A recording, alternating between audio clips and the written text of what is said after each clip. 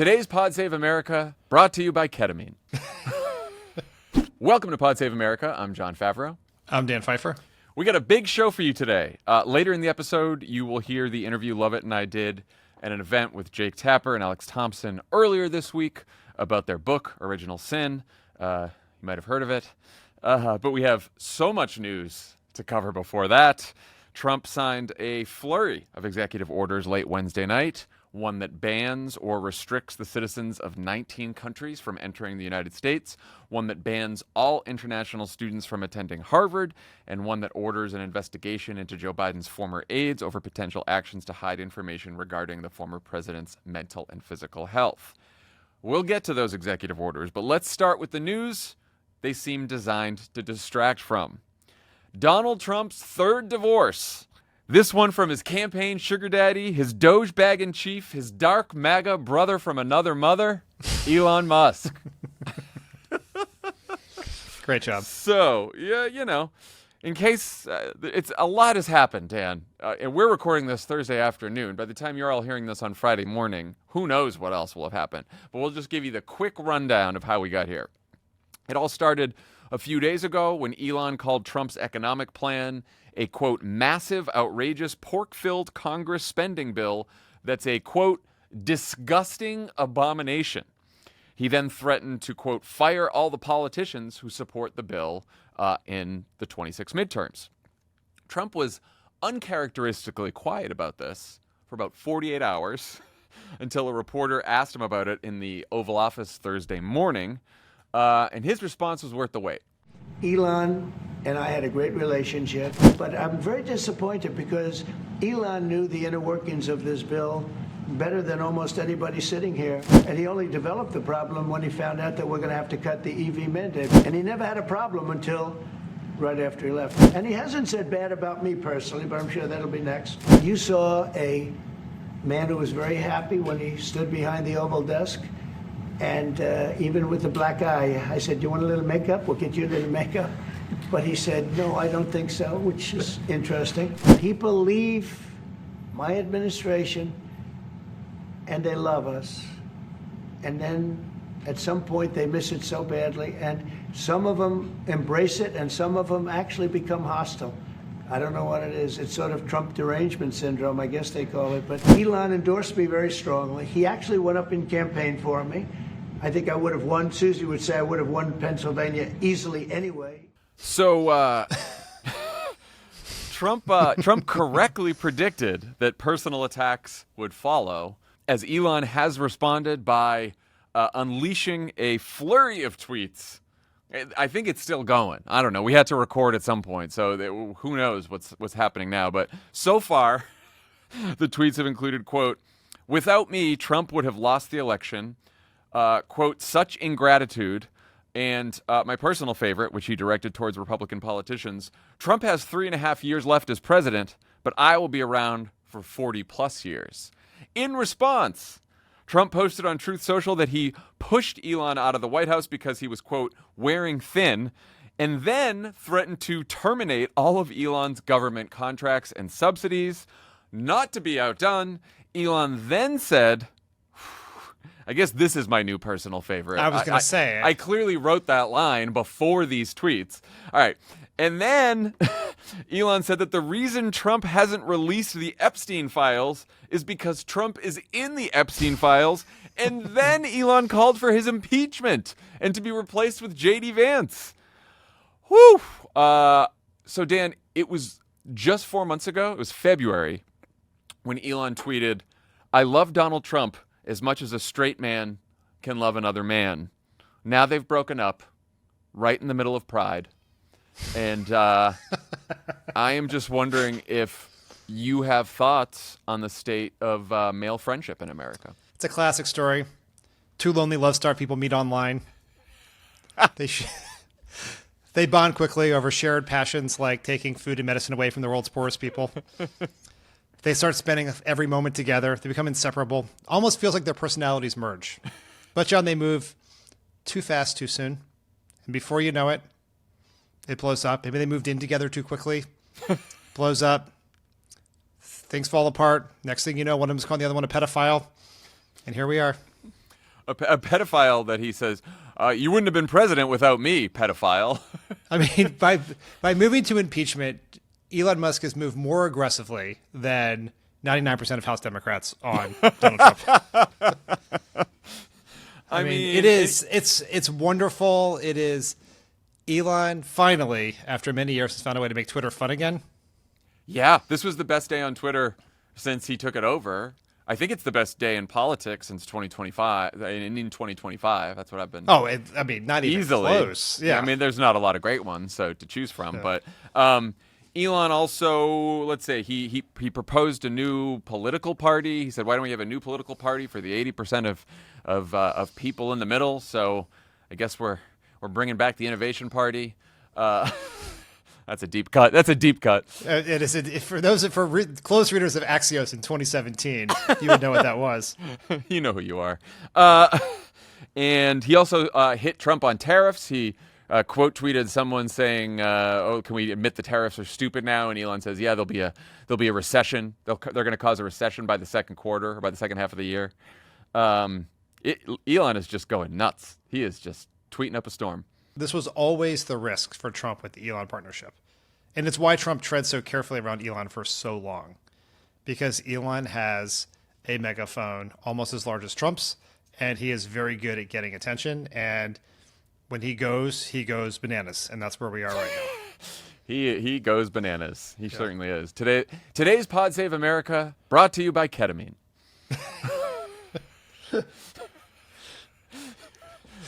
That's neither here nor there. If anyone was wondering, that's in reference to a New York Times story. That's for the lawyers out there. I think we all know the New York Times story, which I want to get to at some point, because I have a question for you before we get into the current implications of all of this. Let's go back to Elon deciding to come out against the bill. Why do you think he turned on the bill and ultimately Trump? Was it because, as the White House and Mike Johnson and other Republicans are suggesting that the bill would eliminate tax credits for electric vehicles like Teslas? Was it out of a genuine concern for the deficit and debt, like Elon says? Was it something else? Trying to make sense of Elon Musk's brain. It's quite a challenging mission you've given me. I will say please use the code crooked for ketamine. Yes. 20% off your first order. What's the website? X.com. What I do not believe it was because of the electric vehicle tax credits. Yeah. Trump ran against the electric vehicle tax credits the entire campaign. I know this because Elon Musk tweeted it out today, but Elon Musk was standing next to Donald Trump when Donald Trump was praising Elon Musk's integrity by pointing out that he was supporting Trump despite the fact that Trump opposed the electric vehicle tax cuts, and Elon had never asked him to change his position on it.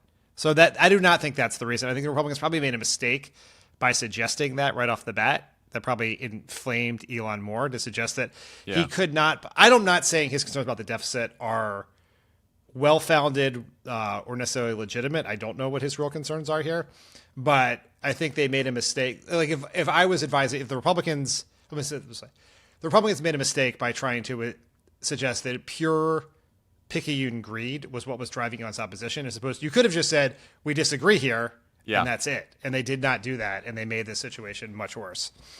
I think that, and Elon has been tweeting videos of himself and retweeting other people, tweeting videos of him talking about the debt and the deficit and what a problem it was for a long time. And I think that when Elon took over Doge, he thought he was going to cut all the spending. He thought he was going to make government more efficient or whatever. And he knows that Doge has been seen now as basically a failure, that the cuts were far less than what he said he could cut. And so I think it kind of built from sort of feeling embarrassed or shamed about Doge to now being pissed about the bill. And I also think it results from just Elon still to this day, having served in government and supposedly being a very smart person, has no fucking idea what actually are the drivers of debt and deficit. And he genuinely thought that fucking feeding USAID into the wood chipper, and which is, has killed a bunch of kids in Africa, that like somehow that's going to bring down the deficit and debt, and that the biggest driver of our debt, he doesn't realize that the biggest driver in our debt is the defense budget, entitlements, and the fact that at least in this bill, Donald Trump and the Republicans want a couple $1 trillion in tax cuts, mostly for extremely rich people like Elon Musk. So I think that it's like a basic lack of understanding about what causes the debt and deficit, but then also he seems to care about the debt and deficit. Neither Trump nor Elon know what's in this bill or what it does or how it works. Nope. They're like talking past each other. I mean, maybe he cares about the deficits, maybe he doesn't. But if he were to truly care about them and truly understand how they worked, he would probably suggest giving back his tax cut. Right. Or cutting the defense budget, which funds most of his companies. Right? He's not doing that. He calls it like a pork-filled bill. There's no pork in the bill. There's a lot of dumb shit in the bill, but this is not the bill. It's not because Republicans did not put pork in the bill. It's because you cannot put those sorts of things in this type of budget reconciliation bill. This is not the appropriations bills that have like the bridge to nowhere, to another deep cut from a long time ago, or the sort of classic pork barrel projects that are used as earmarks to buy off members. That's not what's in this bill. That's not why this bill has the deficit. It has this deficit because it's a giant tax cut and a huge boost in the budgets for the Defense Department and Homeland Security to do mass deportation. Elon is correct that the bill is a disgusting abomination, as he said. The reason it's a disgusting abomination is because it spends $1 trillion to give tax cuts for people making over $1 million, and then pays for that by kicking 15 million people off their health insurance. So that's why it's a disgusting abomination. So he was half right on that one. I also think there was like a slow build in all of the stories that came out as Musk was leaving the White House, after he left the White House, about the cabinet being pissed at Musk and him not getting along with anyone in Trump world. And I have to say, I went back. This is total conspiracy theory for me, but okay. This is where we air them out, right? Just in public. Yes, that's how it works these days. That's how it works now. We'll get to some of that later on, but yes. When you reread the New York Times story about Elon's alleged drug use while he was in the White House, or while he was at least on the campaign, traveling with Trump, early on it talks about how he's campaigning with Trump, and the New York Times got a picture of his pill bottle that has like 20 random pills in it, and Adderall and a bunch of other stuff, and there's the ketamine stuff, and it's like sourced to people familiar, but the way that it's written, I'm like, who would have given that to the New York Times, including a picture of the pill box that he travels with? And I'm like, I don't know, he was with all the Trump people during the campaign, so maybe he suspects, at least, who knows if it was or not, maybe he suspects that it was White House people who fucked him on that story. Can I try a different theory here? Maybe that's right. I appreciate you getting out the red string for this. Thank you. But do you think J.D. Vance is the one who gave it to the New York Times? Oh, interesting. Well, no, maybe not, because he's trying to depose Trump for J.D. Vance. Yeah. So maybe Stephen Miller. Either Miller. Way. Yeah, that's interesting. Awkward dinner conversation in the Miller household. Now that wow. Yeah, for those who don't know, when Elon left the White House, reports are that Katie Miller, Stephen Miller's wife, who was working for Elon or working as part of the Doge effort, was going to leave also to work for Elon post White House. I wonder if she drafted some of these tweets. And then someone noticed that Elon unfollowed Stephen Miller after the fight broke out today. He also unfollowed Charlie Kirk. This is I know this is not really where you spend your valuable time, but this is a classic reality star move. This also happens in sports a lot too, where there's like an entire beat of people who are like, the receiver just unfollowed the quarterback. What does that mean? Here's my theory of what happened here. I think Elon Musk has convinced himself he is some sort of fiscal austerity guy. Like right. he's come to self-identify as that way because of Doge. And he probably thinks this bill is stupid because, it is. It's incredibly stupid. Yeah. So he calls it an abomination. First he expresses some concern with it in an interview. He gets some positive feedback for that. Then he calls it an abomination. He gets a lot of engagement over that. Now, all of a sudden, he has attention again because Elon really had stepped. He had been the one of the main characters in world drama for about a year straight. Then he stepped back. He was getting less attention. His tweets were getting less traction. He was just kind of tweeting about like new Tesla features and SpaceX launches, and not in the. He wasn't the main character. And now this was a chance to be the main character. Trump's talking about the Oval Office, and he's in, and he's like getting that dopamine rush of posting that you know so well. A lot of people are talking about the ketamine, but really, it's the dopamine. It's the dopamine. That's Yeah. people are just discounting all the dopamine that's coming from Elon, just firing off these tweets and getting all the response, and he's all juiced up. Yeah.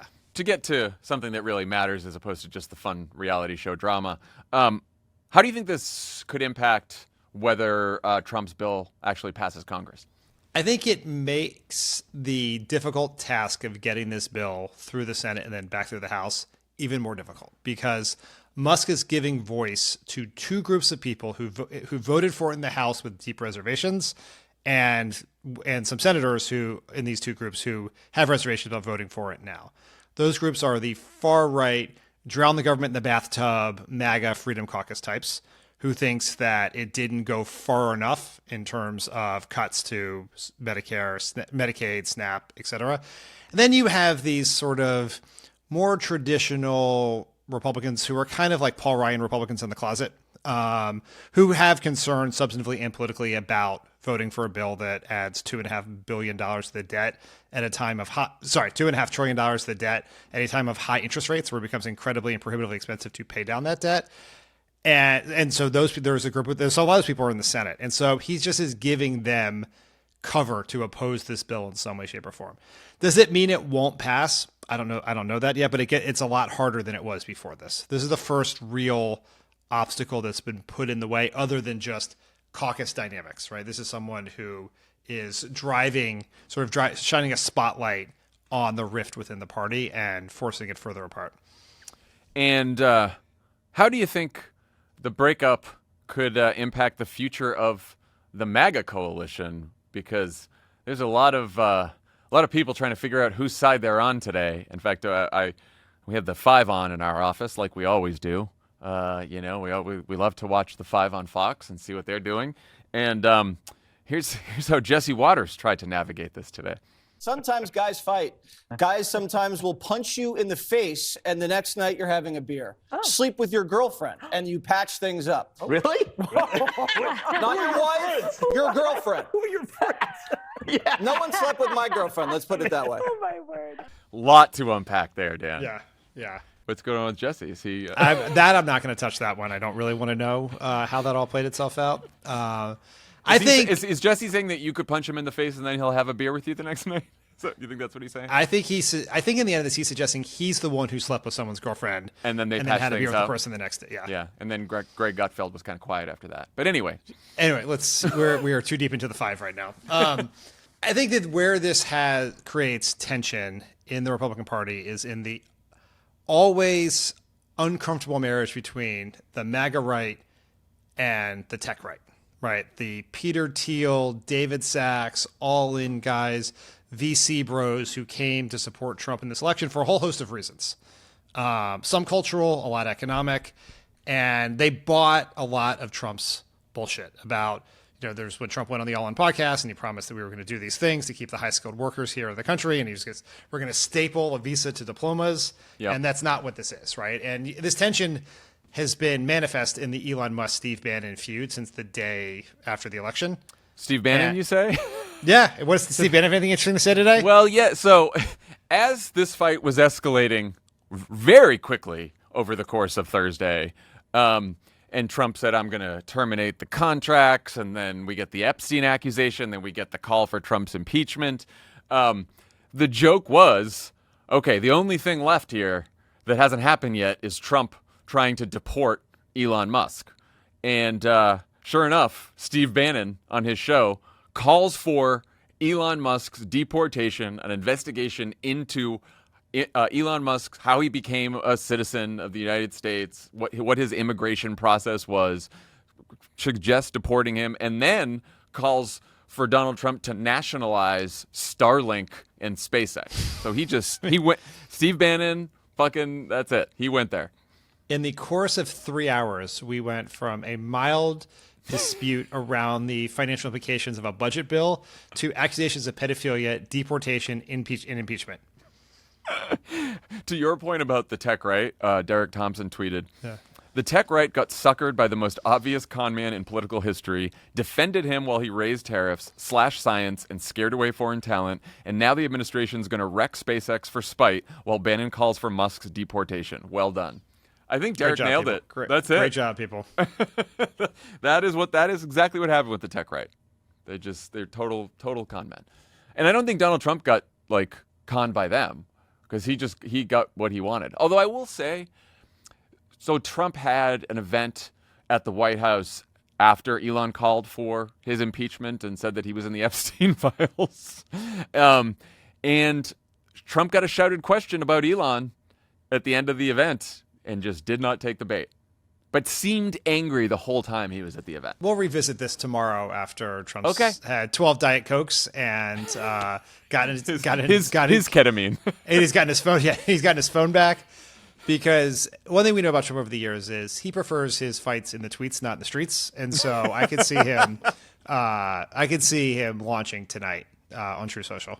Yeah, there's going to be a CCOT threat at some point. Well, there is. I mean, not to get into the nerdy communications of this, but Elon Musk is tweeting his on a platform where everyone is with millions of people and his millions of followers, and Trump is on his weird picayune platform that has very, very, very, very small number of people actually on it. And so he's only communicating by posting on this weird platform, then other people screenshotting his truths and then putting them on Twitter. Like if he really wants to get this going, he's got to get back on Twitter, is what I would say.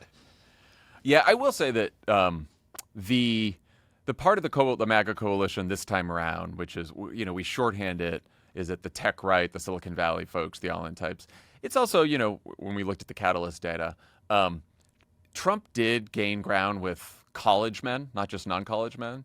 And usually in the Trump era, college-educated voters have not been moving towards Trump. In fact, they've been moving towards the Democrats.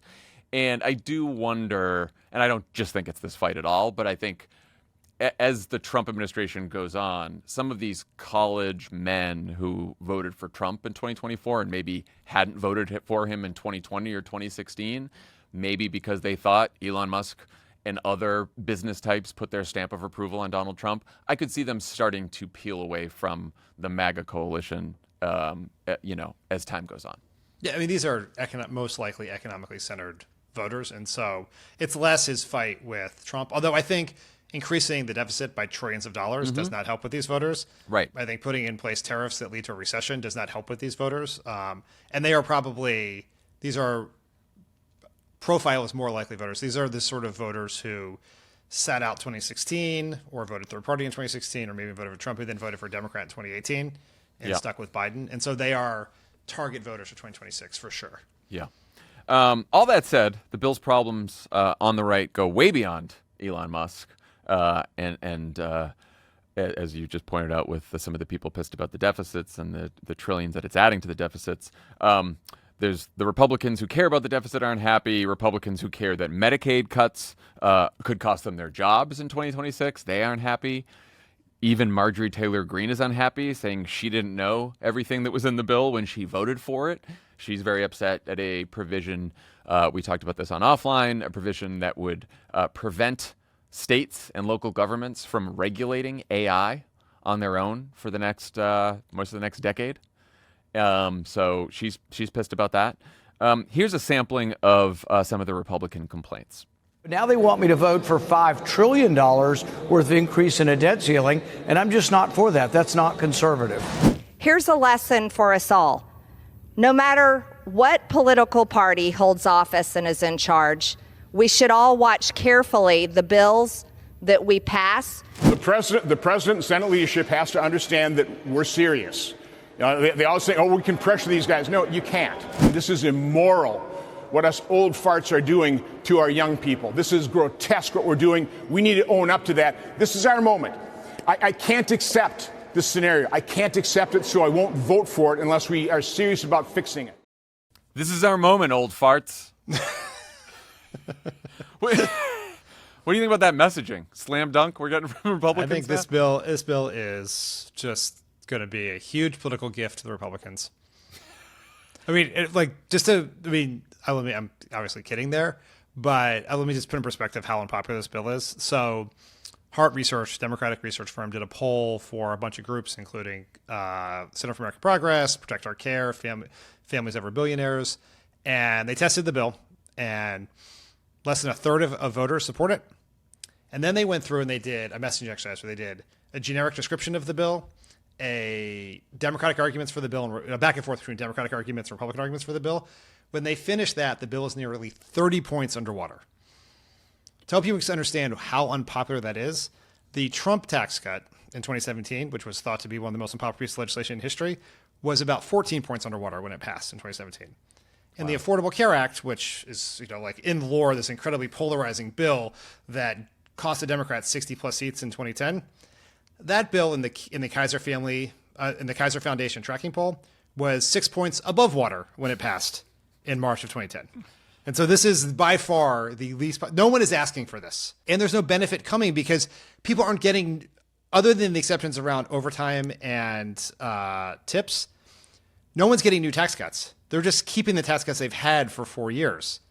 Yeah. And so you're not even going to get this boost of like all of a sudden you're going to get your check in the mail with your new tax cut or your paycheck's going to look larger. That's not what's going to happen. It's just status quo for everyone other than people are going to lose their health care and their food assistance. And so far, the biggest challenge for those of us who oppose this bill has been that not enough people have heard about it and people aren't paying attention. Data for Progress did a poll also found that the bill is very, very unpopular, but then found out that I think it was like 4% of people had heard a lot about it. It was a very small number of people had heard a lot about it. I think 14 total respondents in their open-ended thing knew the bill had Medicaid cuts. 14. Wow. Total respondents, yeah. Oh my God. Okay. Yeah. So that's the other consequence of this being the basis for the biggest breakup of the decade. Yeah. Is that now people are going to like, well, how did this whole thing start? And then maybe they'll look into the bill. On that note, how do you think Democrats should take advantage of all this to kill the bill? It is to, like you've pointed out, the fundamental issue with the bill is that it's incredibly unpopular, but not enough people know about it or are paying attention to it. So everyone has to find the tallest mountain they can find, the biggest megaphone they can find, text all the people they can, shout about it, yell about it, talk about it in simple to easy to understand terms, that it's essentially a tax cut for the very wealthy and corporations paid for by taking food and healthcare away from millions and millions of Americans. And on top of that, still adds trillions of dollars to the deficit. Like, just everyone has to know about it. When people know about it, they're going to be against it. And I think we have two tasks here. If we can, there is a chance that we can create enough political pressure that they have to change what this bill looks like, to take some of those cuts away. It's something we'll have to pass, because if they don't pass something, we will default on our debt and everyone's taxes will go up. So they will have to pass something. But we have the potential to change the nature of what that is by making it as politically painful as possible. Elon Musk is helping us do that. He's not making the arguments that we would be making. He's not out there defending Medicaid, but he, as you say, he's drawing attention to it and putting a spotlight on it. And we can then come in, follow in the breach and make our arguments.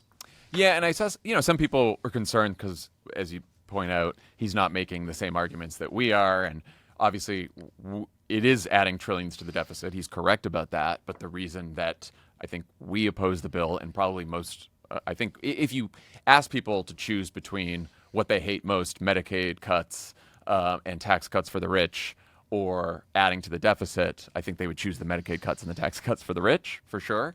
But, Elon Musk called the bill a disgusting abomination. We should call it a disgusting abomination too, and we can explain why we think it's a disgusting abomination, which is maybe partly what Elon thinks, but also the fact that it's going to kick 15 million people off their health care to pay for $1 trillion in tax cuts for millionaires and billionaires. I agree with you that the Medicaid cuts are much more effective. All the testing shows that as an argument. We have this hesitancy as Democrats because we've been burned by austerity politics in the past to talk about the deficits. Yeah. But we should talk about the deficits. There are times when it makes sense to go into deficit, like after a financial crisis to save the economy, to give people money to stay alive during COVID, right? To like those times make sense. To go into deficit to give tax cuts to rich people at a time of incredibly high interest rates where the debt you're ranking up costs so much more is insane. And it's going to bother a lot of people. And we should not shy away from that argument. Yeah. I think we should make it. And I just think you don't have to complicate the simple here.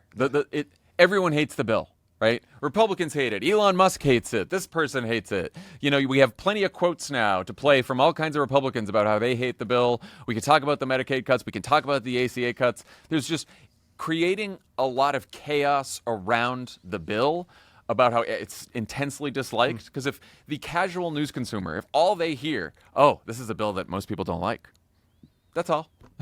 And then you'll get enough pressure on some of these Republicans to, you know, like then they have a very thin margin. They can lose 3 votes in the Senate and a couple more votes in the House when it goes back to the House. So it's, you know, like you said, they need to pass something or else taxes go up. Did you see Trump was on Truth Social Wednesday night, I think, talking about we should eliminate the debt ceiling altogether? You know that's a play that's coming. Yeah. He's going to try to figure out how to get rid of the debt ceiling. That's a position that we've held personally. I know. Because he was like, I agree with Elizabeth Warren on this. So we'll have him minting the gold coin. And, well, I mean, there's a legislative abolition of the debt ceiling, and then there is simply minting the gold coin or somewhat, just not even enforcing it, which is what Trump is obviously going to try to do if somehow we run out of money before they can get this disgusting abomination passed. Yeah. Well, kill the bill. That's the rallying cry. Elon started it, you know. People like him can get credit for good ideas once in a while. Kill the bill. Kill the bill. That's what we got to. That's what we got to do now. Today's presenting sponsor is Simply Safe Home Security. School's out. The kids are home. And the schedules are all over the place. Simply Safe is how you can keep a sense of calm amid the chaos, whether it's monitoring deliveries, keeping tabs on the front door, or just knowing your home is protected. Simply Safe has your back all summer long. I've set up a Simply Safe system. It's incredibly easy to do. The app is reliable. The customer support is reliable. It's easy to customize for your home. And I highly recommend it. Most security systems only take action after someone breaks in. That's too late. Too late. Simply Safe's new Active Guard outdoor protection helps stop break-ins before they happen. If someone's lurking, agents can talk to them in real time, turn on spotlights, and call the police proactively, deterring crime before it starts. No contracts, no hidden fees.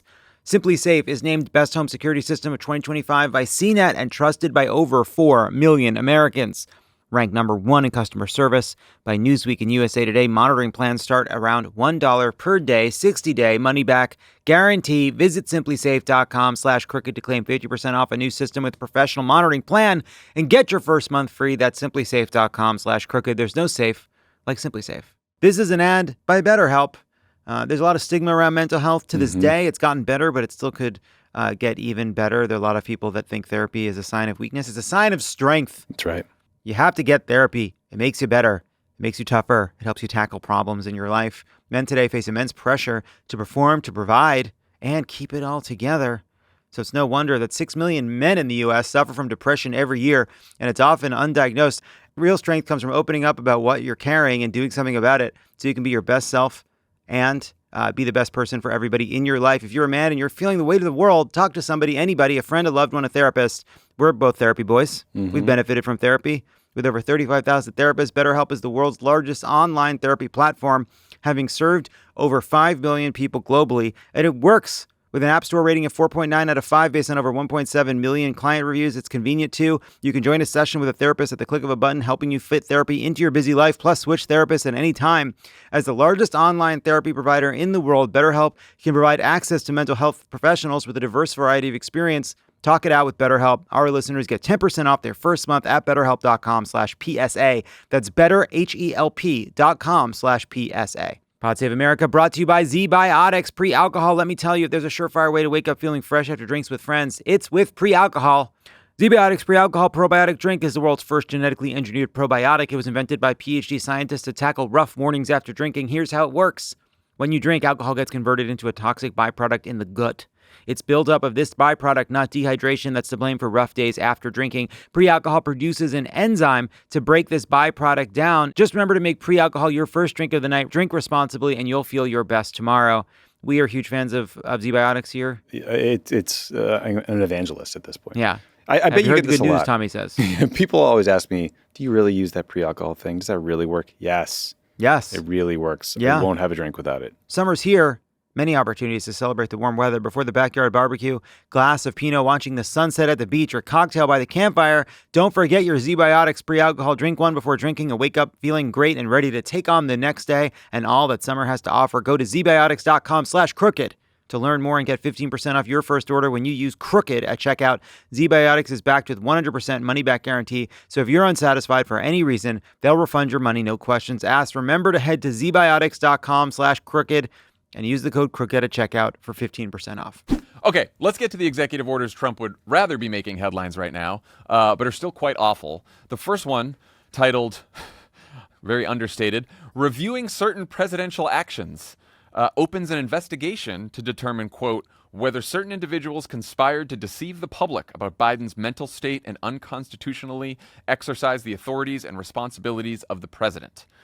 Essentially, the claim here is that Biden didn't have command of what was happening in the White House and that his staffers basically ran the country via autopen. In a statement, Biden responded, "Let me be clear. I made the decisions during my presidency. I made the decisions about the pardons, executive orders, legislation, and proclamations. Any suggestion that I didn't is ridiculous and false." That didn't stop Trump from elaborating on the conspiracy theory in the Oval on Thursday. Well, I don't think Biden would know whether or not he signed it. I'm asking if you've uncovered any of that information. No, but I've uncovered, the human mind. I was in a debate with the human mind, and I didn't think he knew what the hell he was doing. So, it's just one of those things, one of those problems. We can't ever allow that to happen to our country. The danger our country was in. But I know some of the people that use that auto pen, and those are not the people that had the same ideology as Joe Biden. These were radical left lunatics that used that, and they didn't get elected. He didn't get elected either, actually. Thank you very much, everybody. Speaking of mental decline, Dan, what do you think about this? I mean, Trump sounds like an unhinged crackpot talking about this. Yeah, he does. It makes no sense to most people. This is like, you have to be deep into like MAGA fanfic to know what he's talking about. I don't want to gloss over the fact that everyone's just treating as normal that the president of the United States ordered a criminal investigation into his political opponent. Mm-hmm. Yeah. And with a memo and directed the White House counsel to work with the attorney general on it. Not how things are supposed to work. No, definitely White not. House is not supposed to order the Justice Department to conduct investigations.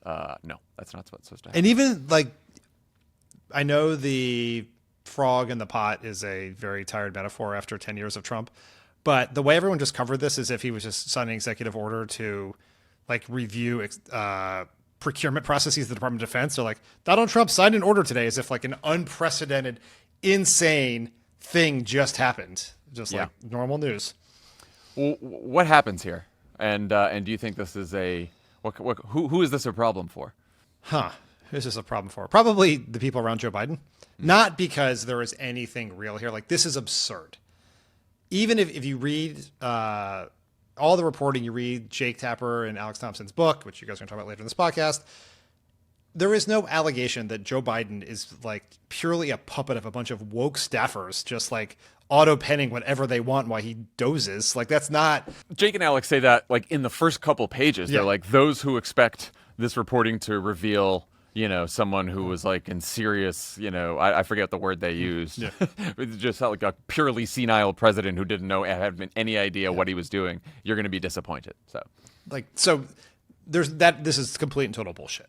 It is going to be, if this investigation actually moves forward, if the FBI is going to start interviewing people, the people around Joe Biden, some of whom have already been called to Congress to testify in the congressional version of this investigation, will probably incur significant legal expenses and be exposed to risk, not because of this ridiculous conspiracy. They're just, once you are being interviewed by law enforcement, especially law enforcement with a malicious political intent, any sort of thing can happen from that. His investigation into Benghazi through the congressional investigations that led to Hillary Clinton's emails, right? Once they start digging, they can make your life very challenging if that's what they want to do, even if you never did anything wrong.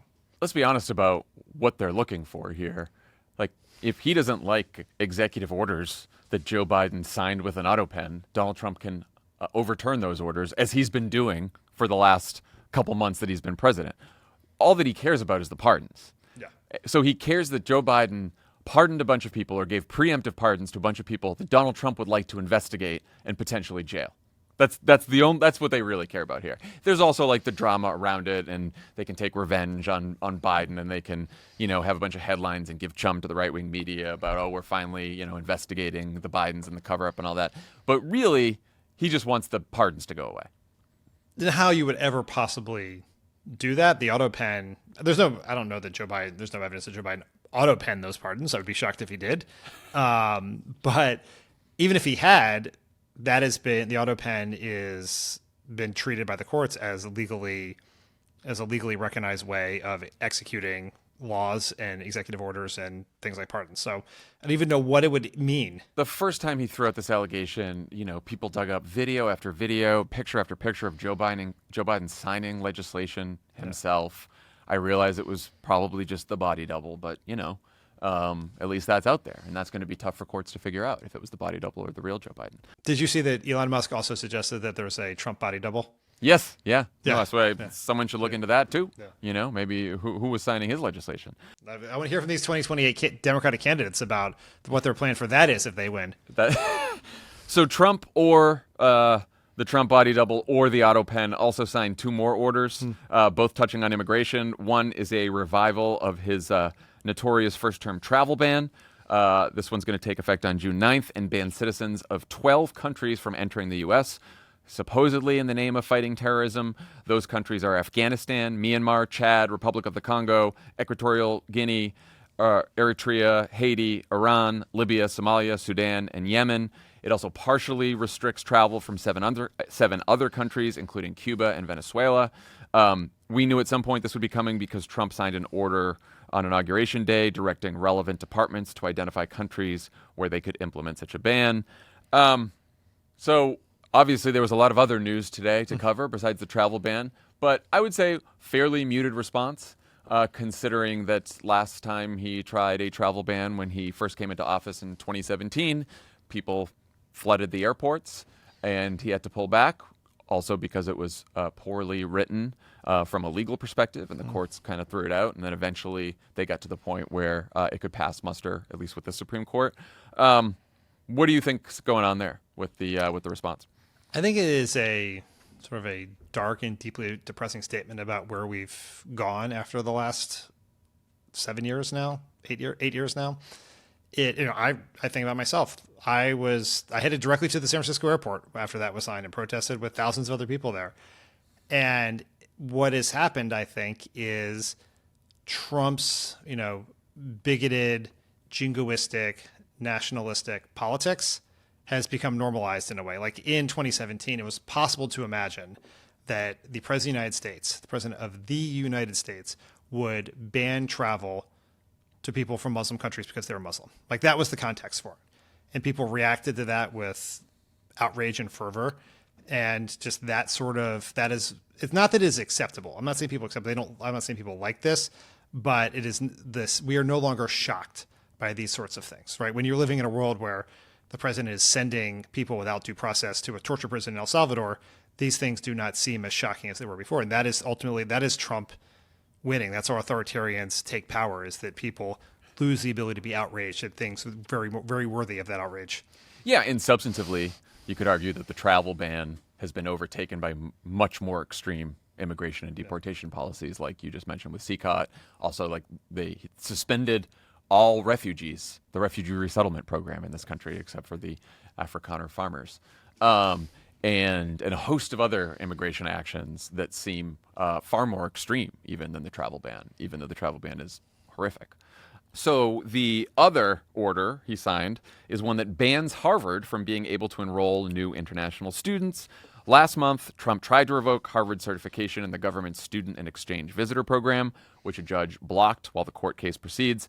This time, Trump's arguing that he has a national security justification under the Immigration and Nationality Act. So it was the State Department and DHS last time that tried to block the international students. That's currently going through courts that the judge temporarily blocked. Now, I think this is a legal sort of effort to say, well, this is a presidential power now, and this is a national security thing, and so courts should not intervene because it's the president's power. It's Article 2. This is like their theory, the unitary executive theory. And so it's obviously almost certainly going to court. But what do you think? Is it just that they're just going to keep fighting Harvard here? Yeah, I think there's two things happening here. The first is I think Trump just likes fighting with Harvard. I think he thinks it's good politics to fight with the most elite of elite institutions. It sort of, I think in his mind, creates this anti-establishment, anti-elite populist persona. Yeah, it's like elites, and he gets to attack elites and foreigners in one. And I think the other thing is, and I don't know whether this is Trump himself or this is more like the Project 2025 Stephen Millers of the world behind him, is destroying higher education in this country is a long-term conservative goal. Yeah. And Harvard is the easiest one to pick on. They're hard to pick on in the sense that they have resources, and so they're not scared like some of the other universities, but they are I think the easiest to demonize. It's the most famous school, it's the most elite school. So I think that this is part of that larger conservative project. I don't know whether Trump thinks about it that way, but the people behind him certainly do. People writing these orders and finding these authorities do. Yeah, certainly. Yeah, for Trump, it's hard to tell. There is some evidence that they at least feel the need to sort of paint this action as not as extreme as it is. And Trump's saying like, oh, Chinese students are still welcome in our institutions. It's just we're gonna just look at their social media accounts, and international students can still come to these schools and to Harvard, and we want to work with Harvard to fix this. But Harvard is not, there's probably some bad ones, and Harvard's not giving us a list of the bad ones or letting us check. Otherwise, we're happy to have international students. And I can't tell why he's doing that, but it may suggest that they know that it's not quite popular to just say we're going to have a ban on all international students and a ban on all Chinese students everywhere in America, and we're going to try to destroy the nation's most elite institution, one of the best universities in the world, right? So maybe there's a hint that they know that that's not super popular. I think there's a tension at the inherent of all Trump's things, which is that he likes to beat up on elite institutions, but what he really wants more than anything else is be accepted by those elite institutions. Yeah, and if he can't be accepted by them, then he at least wants to be feared. Yeah. So obviously more bad news on immigration there, but there's been some slivers of good news out there on some of these deportations and immigration. So Judge James Boasberg, who Trump famously does not like, he ruled that using the Alien Enemies Act to deport over 100 Venezuelan men to El Salvador's mega prison was unlawful, and that the administration has to provide habeas relief to them. Of course, the Supreme Court unanimously believes that as well, so we'll see if he actually follows. But then there's a couple cases that we have talked about last episode and prior to that that we should update you on. The Missouri woman from Hong Kong named Karl, who we spoke about last episode. She's lived 20 years in a very rural, Trumpy area of Missouri. I think it was like 80% Trump. And she was arrested. She has 3 kids. She's thrown in detention, and she has been released. And this followed just an uproar from the town. All these people who said they voted for Trump, they marched and they pushed their local officials on this, and so she's not completely out of the woods yet, her lawyer says, but she is currently released, and they think that they feel good about getting her to stay in the United States. The Massachusetts high school honor student who came here from Brazil when he was 5 and was detained on his way to volleyball practice, thrown in a detention center, shackled. He has been released from ICE detention as well. And I can't remember if I talked about this in the show, but the 4-year-old girl from Bakersfield here in California, or living in Bakersfield, she's from Mexico. Her parents brought her here. It was legal. She has legal status. She was able to come here because she needed life-saving care that she couldn't get in Mexico, and she got that care, and it's keeping her alive. And if they deported her back to Mexico, which is what they wanted to do, doctors said that she very well probably would have died. And she is now being allowed, she's getting an exception to stay here. All 3 of those cases that I mentioned, the decisions followed just a public outcry, both in the communities where these people have lived for a long time, and also just nationally, people calling attention to it. And so as bleak as things are, I do think raising awareness of these cases when we hear about them, it's not just doing it to yell about it. I think it really does have, like, political pressure does have an effect. And, so we should keep it up. Yeah, our voices have power. Yeah. All right. When we come back, you're going to hear the conversation Lovett and I had with Jake Tapper and Alex Thompson about original sin and the Biden, all the Biden discourse. Two things before we do that. In case you missed it, Lovett sat down this week for a YouTube exclusive with New York Attorney General Tish James, who the Trump administration is now going after because she went after Trump.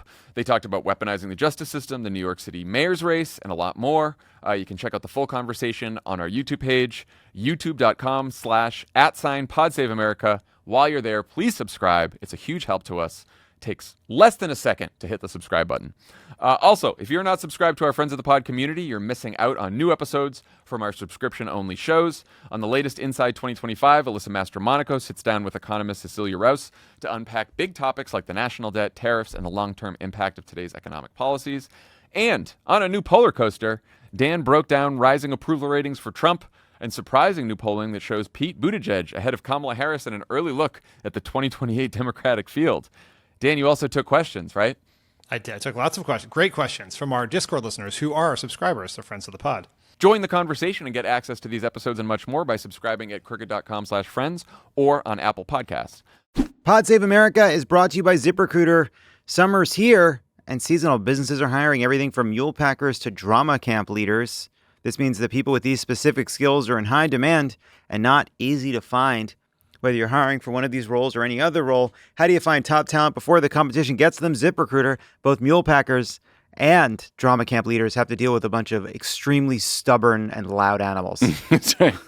Whether you're hiring for one of these roles or any other role, how do you find top talent before the competition gets to them? ZipRecruiter. And right now, you can try ZipRecruiter for free at ZipRecruiter.com/crooked. ZipRecruiter uses powerful matching technology to quickly identify top talent for your job openings. Their smart technology shows you qualified candidates immediately after you post your role, performing a deep dive to find the right fit. Looking for a standout candidate? ZipRecruiter enables swift connections. Use ZipRecruiter's pre-written invite to apply feature and directly engage top prospects. We use ZipRecruiter here at Crooked Media. Helped us find great people to work here. From mule packers to George Packers. Yeah. Oh, hey, there you go. There you go. Got it all. Hey, if George Packer's loading up that mule, who's writing these articles? That's what I want to know. Try ZipRecruiter with their high-speed hiring tool. See why 4 to 5 employers who post on ZipRecruiter get a quality candidate within the first day. Just go to this exclusive web address right now to try ZipRecruiter for free at ZipRecruiter.com/crooked. Again, that's ZipRecruiter.com/crooked. ZipRecruiter, the smartest way to hire. Pod Save America is brought to you by Wild Alaskan Company. Wild Alaskan Company is the best way to get wild-caught, perfectly portioned, nutrient-dense seafood delivered directly to your door. Trust me, you haven't tasted fish this good. You know, when you go to the store and you buy fish, you got to get it home. It's in your car. It's getting hot. It's inconvenient. But The clock is ticking. The clock is ticking on that fish. Yeah. Tick-tock. But with Wild Alaskan Company, I've used it. It's amazing. It arrives, and you can just throw it in the fridge for the next day. Basically, it comes, it's frozen fresh. It comes. You could just, the night before, you're like, oh, let's have fish tomorrow. Yeah. You put it in the fridge, and then you've got great portioned fish. It's awesome. We did something the other night. We had some salmon. Oh, God, what kind of whitefish was it? I don't know. It tasted great in tacos. It was delicious. I'm a huge fan. Wild Alaskan is 100% wild caught, never farmed. That means there are no antibiotics, GMOs, or additives, just clean, real fish that supports healthy oceans and fishing communities. Wild Alaska fish is frozen off the boat to lock in taste, texture, and nutrients like omega-3s. Wild caught from Alaska, every order supports sustainable harvesting practices, and your membership delivers flexible shipments, expert tips, and truly feel-good seafood. I also had some salmon. I had halibut that was great. If you're not completely satisfied with your first box, Wild Alaskan Company will give you a full refund, no questions asked, no risk, just high-quality seafood. Not all fish are the same. Get seafood you can trust. Go to wildalaskan.com/crooked for $35 off your first box of premium wild-caught seafood. That's wildalaskan.com/crooked for $35 off your first order. Thanks to Wild Alaskan Company for sponsoring this episode. All right, so the book has now been out long enough that we get to ask you about the reaction to the book, because I don't know if you've noticed, but it's been quite intense, including from the subject of the book, former President Joe Biden, who, just in case you didn't know, said that he could beat us up. That was my first question. Because I looked at that clip and he was like, they didn't mention you guys. No. The reporter didn't mention us or the book. They didn't mention you guys or the book. They just asked about the discussion about his mental capabilities, and Biden responded, "You can see that I'm mentally incompetent. I can't walk, and I could beat the hell out of both of them." I saw that live, and I immediately texted you. I said, "I think Biden just said he could beat you up." Yeah, I first heard it from you. I think you're the both of them because you're not referenced. You're not referenced in any way. It was unclear if it was simultaneously or one after the other. I think it's like the one gorilla versus 100 men kind of situation. Did you guys take that to be you? I don't know who else it could have been, but I took it to be us. Yes, I took it to be us. Other Bidens have also weighed in on the book. His children, Hunter and Ashley, one of his granddaughters, Naomi. But there's one official response from a Biden spokesperson that's in almost every single story about the book. They haven't changed it. We continue to await anything that shows where Joe Biden had to make a presidential decision or where national security was threatened or where he was unable to do his job. In fact, the evidence points to the opposite. He was a very effective president. What do you guys think of that response? Well, so that was the response that they gave before the book was released. Yeah. And I said at the time, okay, wait until you read it, and you'll get you'll have to change that statement, but they have not. And the truth of the matter is that the book has any number of moments where one can wonder if whatever issues he was having did actually affect his ability to do the presidency in the way that we would want. And there was actually an essay about this in Slate today about one of the anecdotes that I found most disturbing, which was Senator Michael Bennet from Colorado goes to the White House in June 2024 before the debate, and it's an immigration event, and Biden has a very unsettling kind of moment where he seems to have some sort of neurological episode in front of the cameras. Very quick, but he's like talking and nobody can understand what he's saying. And it's not that thing he does when he whispers to make a point. Do you know what I'm saying? Yeah. Like that's if you couldn't hear that, that's that thing he does when he whispers to make a point. Watch me. Yeah. Nobody's saying. Yes. Anyway, it's not that. These mics aren't Biden level mics. But it's he's having some moment. It's like some weird thing, and Senator Bennet leaves the White House and thinks to himself, this is why our immigration policy is such a mess, because the commander-in-chief can't manage the portfolio. He can't handle it. He can't tell people what to do because he's not able to be engaged the way that, whether or not you like his policies, and I imagine this crowd doesn't, Trump or Obama or other presidents have been able to. And in fact, the Department of Homeland Security Secretary Alejandro Mayorkas was waiting at the very beginning of the Biden presidency for the order to do more border enforcement, which would be a Biden-esque way to do the job or an Obama-esque way to do the job, and the order never came. So there are, in the book, moments of people wondering if he's not able to do the job. I want to step back and talk about how you guys went about writing this book. Just for people who don't know how a book like this comes together, could you talk a bit about your reporting process, the sourcing, verifying anecdotes and recollections, the fact-checking and all that, Alex? Yeah, I mean, if anyone's like, well, now you tell us, I don't blame them for feeling that way. But the truth is that this book came about, almost every single interview of the over 200 was done after November 5th. The origins of it actually are, I was on Jake's show the day before the election. He said, I think Kamala Harris might lose. And I've been thinking about this book where we examine how the Democratic Party allowed Trump to come back. Would you be interested? And like Jake and I were friendly, but we weren't like, let's write a book friendly. And so I was like, buy me dinner first, kind of. Yeah, exactly.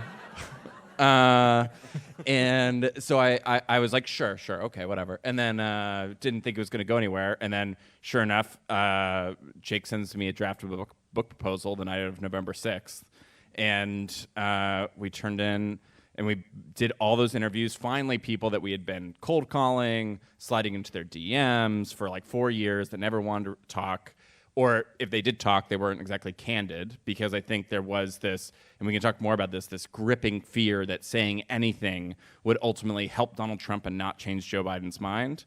Now that was over, and people were willing to finally confide, small episodes that they had seen that troubled them, that they sort of dismissed as perhaps one-offs, and were willing to sort of take us behind the scenes. Now, many of those people are still anonymous. We every single time we always try to get people on the record.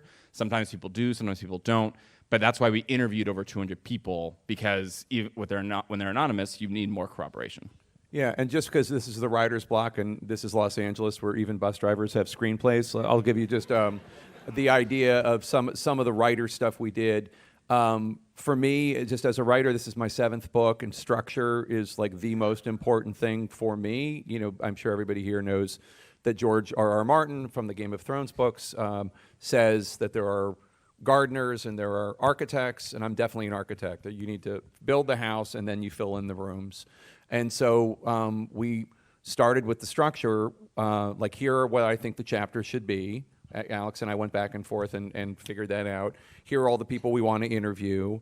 And then we would just write chapters. And when they were done, they weren't done, but we would just fill in the rooms and then go back. And the biggest disagreement we had, this is a very gratifying, pleasant, professional relationship, but the biggest disagreement we had was Google Docs versus Word. And let me guess, you were the Word guy. Yes, I'm the Word guy. Absolutely. Listen, Same. we wrote the. I'm as a Word guy. I'm a Google Doc guy. Oh, thank God. Listen, we had to write the entire book in one Word document that we emailed back and forth. It wasn't even by chapters. Yeah. And then I'm like, Jake's doing smoke signals, sending his horse and buggy out with the Exactly. latest edition. And as the millennial, I'm like honestly, my Command S buttons don't even work anymore. So I was frantically trying to save the document because it doesn't auto save like Google Docs. So just we started with Google Docs. Okay, I'm not against Google Docs. Some people are saying that maybe you were saying you were okay with Google Docs, but maybe behind the scenes weren't as capable with Google Docs. That there's some evidence that maybe you'd lost a step with Google Docs. True, it's true. You can't point to any evidence. This is a cover-up. So, but I will say this. So we had a list of 200 plus people that we wanted to interview, and we interviewed almost every single person. Google Docs stops at 100, right? So at the next time we had 2 different lists of Google Docs. This is too much in the Google Docs weeds, but he couldn't handle the second Google Doc. The fact that there was a second Google anyway. Yeah, That's when we switched to second Word. Google Doc. So the book. You were talking about this, that before the election, before Joe Biden steps aside, there's this incredible fear, right? And this is not a kind of mercenary or kind of political. It's a genuine concern for the country. That if you have concerns about Joe Biden's age and you go public with those concerns, that might hurt him. He's not stepping aside. You've done nothing to make our situation better. You've made Donald Trump's situation better. What is the logic after the election for people to still be afraid to speak honestly about this? Including in the book, you make reference to people who were publicly defending Biden, I believe to this day, while talking to you behind the scenes. Yeah. And you could tell us who they are. Well, you definitely know who they are, but you don't know who they are. So I think that there is still a tremendous amount of fear about the anger of the Biden campaign. I mean, it is odd to be attacked by Joe Biden, Hunter Biden, Ashley Biden, Naomi Biden. I guess there's a wife and maybe 6 grandkids that we're waiting for before we get the whole crew, whole set. Yeah. But I mean, it's not pleasant. And then, the Democratic Party it's not like everybody. I mean, I think that the book has changed the conversation where people just now accept that what we're saying is true. I mean, you guys were there last year, but a lot of people were very reluctant to acknowledge this. I think the book has changed the conversation, but it's not as though the 2028 candidates are running out there, holding the book up and saying we need to deal with this as a party. I mean, people are still in denial about it. Yeah.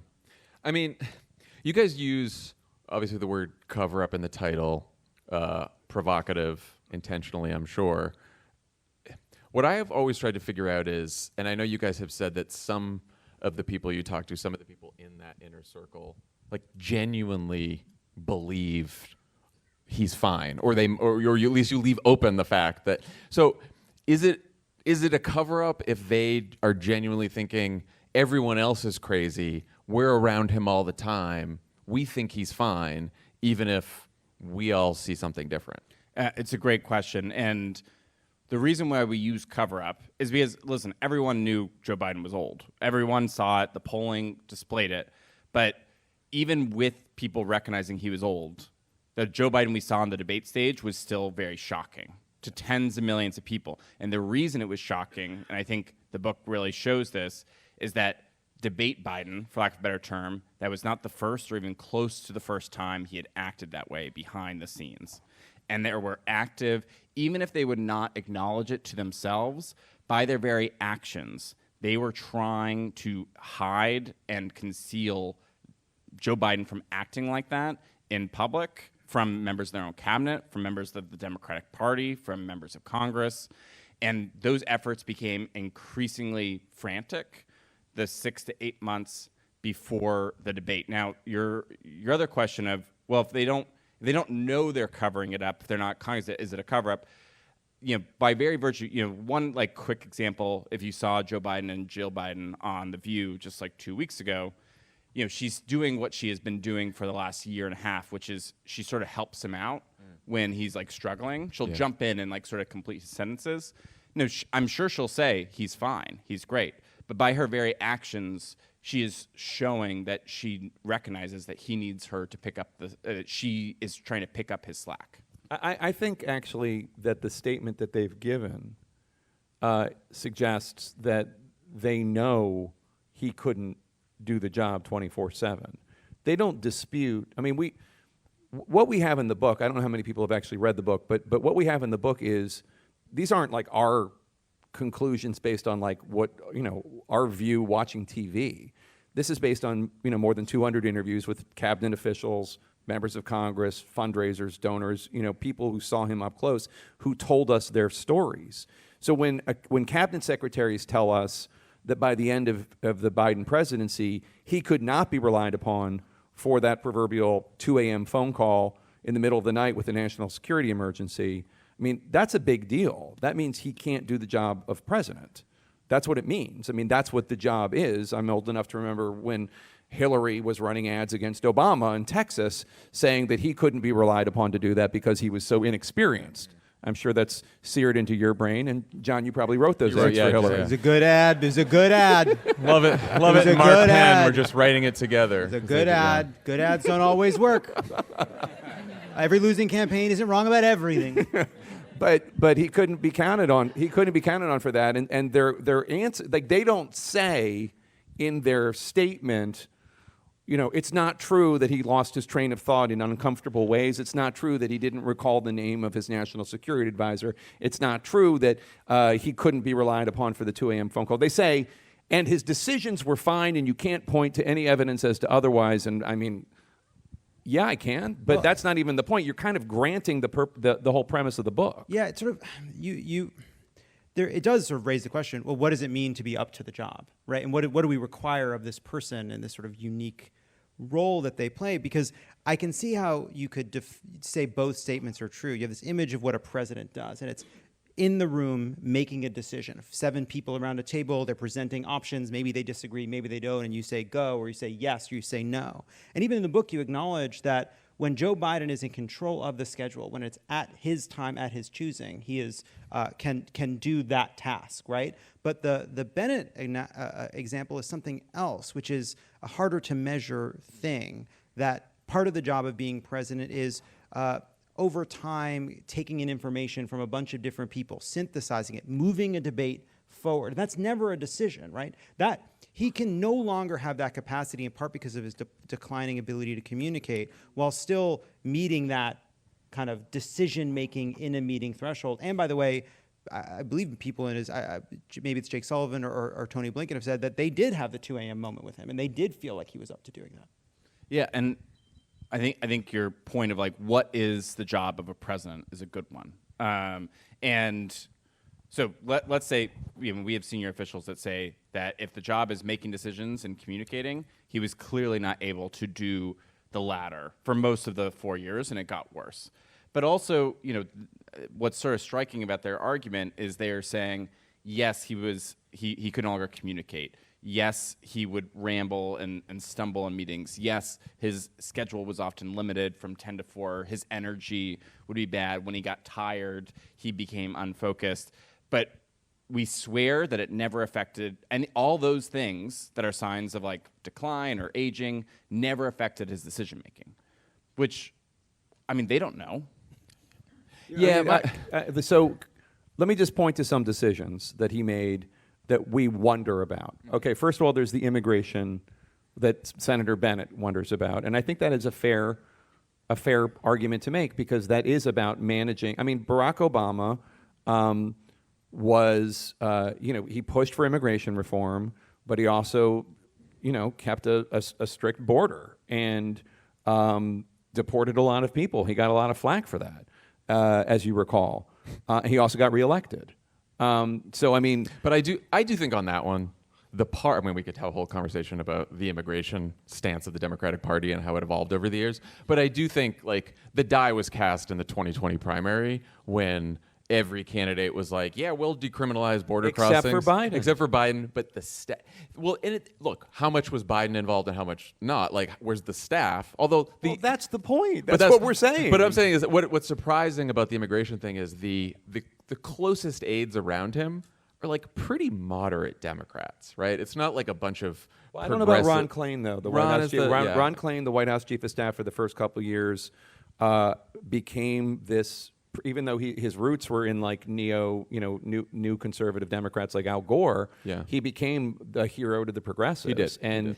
I think there's an argument to be made that he steered the ship of state to the left. Yeah. But beyond that, I don't know how aware President Biden was that there were criticisms from people like Larry Summers or Jason Furman that they were putting too much money into the economy and it was going to be inflationary. I don't know. And now that's necessary. I'm not proving it, but I just don't know. I don't know. We have no reporting that suggests that the decisions he made about Afghanistan in 2021 were rooted in anything other than his fierce determinative belief that he was right about Afghanistan and that Obama and the generals were wrong. Yes. Okay, but I don't know what information he was capable of absorbing and synthesizing, as you say, and on and on. Well, I also, part of this, though, is what I realized, and I realized in stark relief when reading the book as well, is, in the same way that I think people around Biden who do not, to this day, believe they were part of a cover-up, one piece of evidence being they thought he was going to win the debate. They put him out there, but that over time being around someone, your baseline moves, my baseline moves, right? Because let's say we disagree, and actually I do think Biden's decision-making was up to snuff, and I don't believe his actual capacity to make governing decisions was impacted. Part of the job of president is persuading people to come along. If you are unable to persuade people to the correctness of your views, to build a coalition either in Congress or amongst the public, you're weaker, you can't get things done, you can't achieve the goals you're trying to achieve. And even Democrats who were making this argument, that I was among them for a time, that no, you can't, you may have questions about his ability to communicate, but these right-wing fear-mongering about dementia and that he's not doing the job, that's unfair. He's able to do the job of president, but I was accepting less from a president. I didn't realize the cost of having the bully pulpit basically empty. Yeah, ever since television was invented, communication is just an essential part of the job. And you could say like that's not fair or that shouldn't matter, but it just does. Yeah. And I the bar was lowered like gradually because I remember when he gave the State of the Union in February of 2023, and I remember watching that State of the Union without looking at Twitter or any of the reaction. I'm just like, how do I think he's doing? And I was like, he got through it. He's okay. And then I turned to the coverage, or at least like social media, and everyone was like, that was amazing, he's great. And I'm like, he was good, like he didn't have any stumbles, and he was like quick on his feet to like joust with the Republicans, but it wasn't like great. And then you think to yourself, and you guys talk about this in the book a lot, that there's the Bidenness, right? Which is Joe Biden forever, when he was much younger, was still long-winded, gives very long answers, tells stories, very gaffe-prone. And so as he gets older, and especially as he gets into this term as president, you're like, is that just Joe Biden being the typical Joe Biden who tells really long stories, stumbles, gaffes that he's been doing forever, or is it something else? And I do think it was legitimately difficult to figure that out for a while. So I'm from Philadelphia, so Joe Biden has been on my TV since I was 3. Because Delaware is such a small state, they don't have a media market, they rely on ours. A lot of toll booths, but no media market. Yeah. And so the very first, I was a cartoonist in college, and the very first cartoon I did for the Daily Dartmouth was making fun of Joe Biden for his plagiarism scandal. So this is somebody... So you've had it out for him forever. Yes. No, it's just... This is actually new information to me. When I worked for Salon.com, I interviewed, or I was part of a briefing that he did in 2001. So I've been aware of this guy for a long, long time. And the Bidenness, and this is in the book, and it's an important part of, not to let anybody off the hook, but it's an important part of why for some people it was difficult to understand what was going on with him, is that he's always been long-winded. He's always told long, pointless stories. He's always been a blowhard, and he's always been gaffe-prone. And in fact, it's really remarkable the degree to which his vice presidential staff reinvented him as the cool, avuncular uncle with the aviators and the ice cream and the Camaro.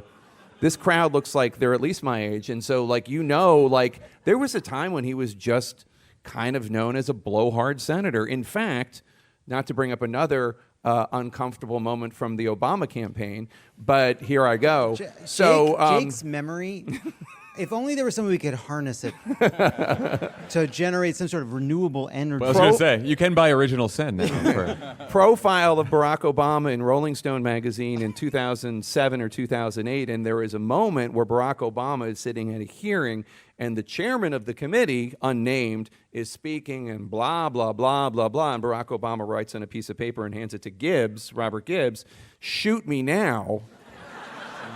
Yeah, I remember. Who's the chairman and what's the committee? Yeah. Joe Biden, Senate Foreign Relations. Well, and look, that had been my impression of Joe Biden until he was vice president and we all worked in the White House. He was a great vice president, and the image was recreated. Yeah. I do think there was part of him that was like, he did want to show some discipline as vice president. He had ascended to this role, and he's just, for all the blowhard and the stories, he was also like such a good human being, and he was like very grounded. And I think the relationship, and we can talk about where it ended up, but the relationship between he and Obama, which started as, okay, this is a partnership, it makes sense to you, they became really, really close by the end of those 4 years. And then I think beyond that, we all know what happened. But yeah, no, but my point is just that Bidenness. In the book, we have aides who are like, well, is he just telling a story like he always does, or is this something else? Is he just being completely inappropriate because he's 79, or has he always been completely inappropriate? We have one European leader sitting down, having a meeting with Biden during his presidency, and Biden just blah, blah, blah, and completely misses the brief, does not talk about what he's supposed to. And this leader says something, but he's always been a bit like that, right? So it was not necessarily, people didn't notice it at first. Well, and this is, in some, this story is very familiar, I think, to basically everybody who has an aging relative, right? And, is the relative doing X because there's something off, or just because they're just being themselves and they're just older, but in this case, it happened on the largest stage with potential consequences for all of us. And that's also, we're poking fun at him a little bit, but that's why we frame the book as a tragedy, because he is a good, by all accounts, he is a good man and a well-intentioned one. And he was undone by both power, his own ego, and his own, like, I think in some ways a virtue of never giving up that became sort of a tragic vice. Well, there's also, I think there's a more generous version of Bidenness too, which is something I felt even in the days after the debate, which is part of why I think we would watch that State of the Union or other big Biden moments and feel like, am I misreading this? Is he doing better than I feel? Is because even in past debates, there was a sense that, you know what, the people that are hyper engaged in politics, people that have maybe been writers in their lives, watch it in a different way, in a more kind of persnickety and kind of like the Russian judges. Kind of grading on points, watching for style, are more they already know what Biden thinks, they already know his policy views, so they're watching the language, they're watching the stumbles, but people that are just trying to understand what he stands for and what he believes and who he is as a person aren't feeling that. And the other part of this too is he was underestimated. That's a Ron Klain point. Throughout his life. Throughout his life, and as a candidate, that he was underestimated in the 2020 primaries. He pulls it out. He, in the first 2 years of his administration, I think, governs in an extraordinary way, has achievements through Congress that a lot of people thought were impossible, plays his hand as well as anybody could possibly play it. And I remember when Dean Phillips first jumps in, one of the challenges he has is age was the critique. Right? This is before October 7th and a lot of the fallout that caused, and I think part of what you cover in the book does reveal why he had such trouble communicating and also adjusting.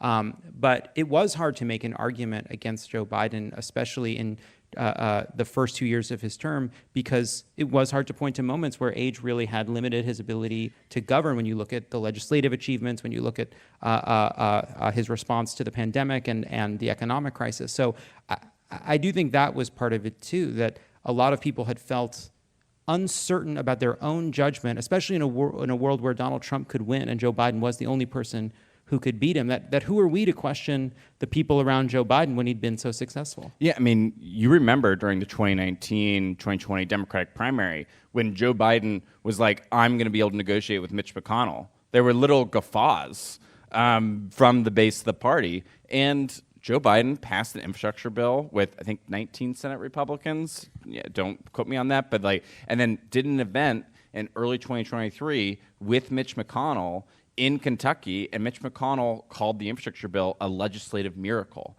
So you could also imagine how Joe Biden and the people, in his inner circle who had felt underestimated, who had listened to the people laughing at them, were saying, but that also created this insularity where eventually they would not listen to outside critics, even well-intentioned ones. So America loves an underdog, and Joe Biden has been an underdog throughout his life. And one of the qualities that the American people love about him, admire about him, is his ability to get up off the ground after fate or God or whatever has thrown something horrible at him. Whether it's a debilitating stutter or that horrible car accident that took the life of his wife and daughter and sent his 2 sons to the hospital in 1972, or his brain aneurysms in 1988, and on and on and on. And what makes this a tragedy is that it's that quality that makes it so he can't see when it is actually time to give up, because he has been so determined to fight and achieve and do good things for the country. He's not, I mean, members of his family might be, but he's not trying to enrich himself as president of the United States. And then the other tragedy about this story is that he defined his presidency as a battle for the soul of America, to save America from Trump and Trumpism. And because of those decisions he made to run for re-election and to hide what was happening to him, he delivered the country back into the hands of Donald Trump. Yeah, and look, this is why, reading your book and just having experienced the last couple of years, I have anger towards Joe Biden. I think I have more anger, especially after reading your book, towards the close group of advisors that kept most of the other White House staff, campaign staff, pollsters, everyone else at bay, and no one thought to themselves, can this guy really do it? Is this a good idea? I thought one of the most shocking revelations in the book for me was you talked to some people who worked for Biden back in 2020, and you write that ahead of the Democratic National Convention in 2020, Biden did a series of Zooms to produce a campaign video of him talking to voters. And one Democrat you talked to said, who was working with the Biden campaign, it was like a different person. This was like watching grandpa who shouldn't be driving. I didn't think he could be president. This was when some top Democrats entered an angry phase. I became disillusioned with the entire apparatus because what I was seeing on this video in 2020, that means people working for him every day see this. Did anyone else tell you that they had concerns as far back as 2020? A small handful of people who had known him for a long time. One said that the first time that they noticed any sort of deterioration came after his son Beau's tragic death of brain cancer in May 2015. And this person, this top aide, said it was like watching water poured on sand, what happened to Biden's psyche.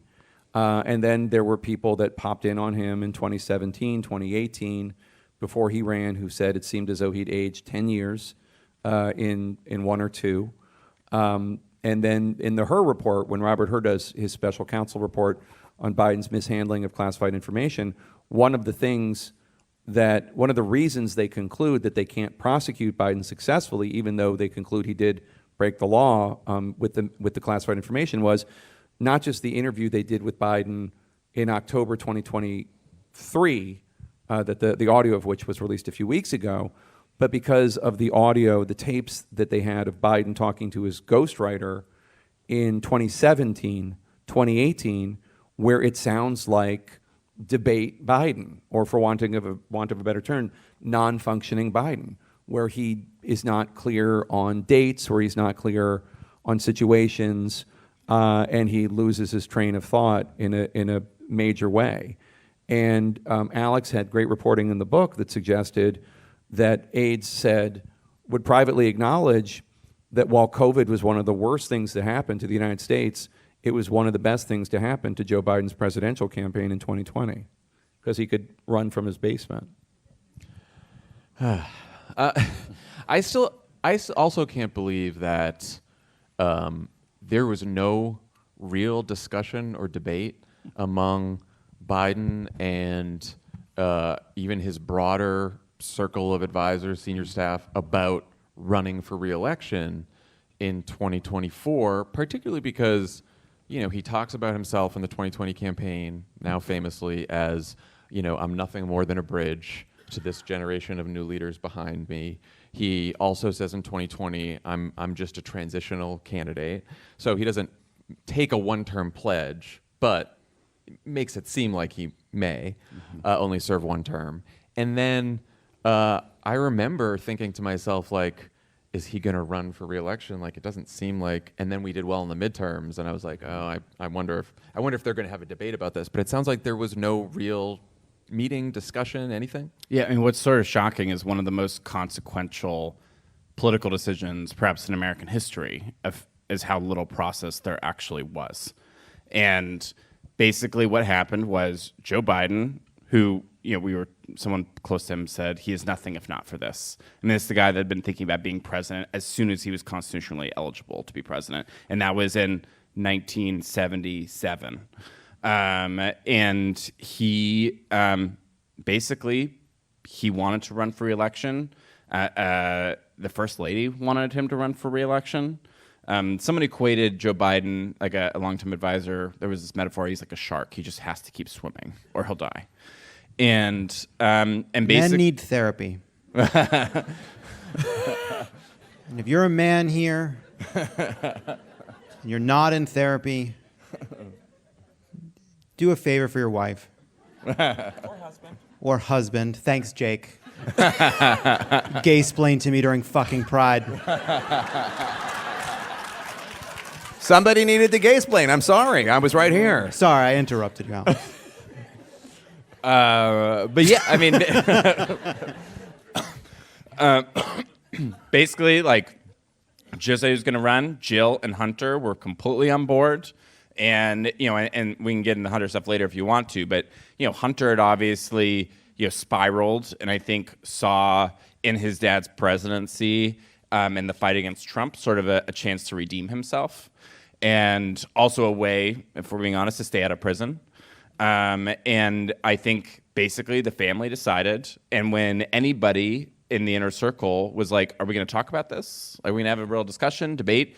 Word came down from Mike Donnellan, said, president's decided, it's over. And, in fairness, like even those that had concerns, none of them ever got in Joe Biden's face. You could say that's part because of their own, cowardice, or also because of the culture that Biden and the family in particular had created, where dissent or questioning was immediately suspected as disloyalty.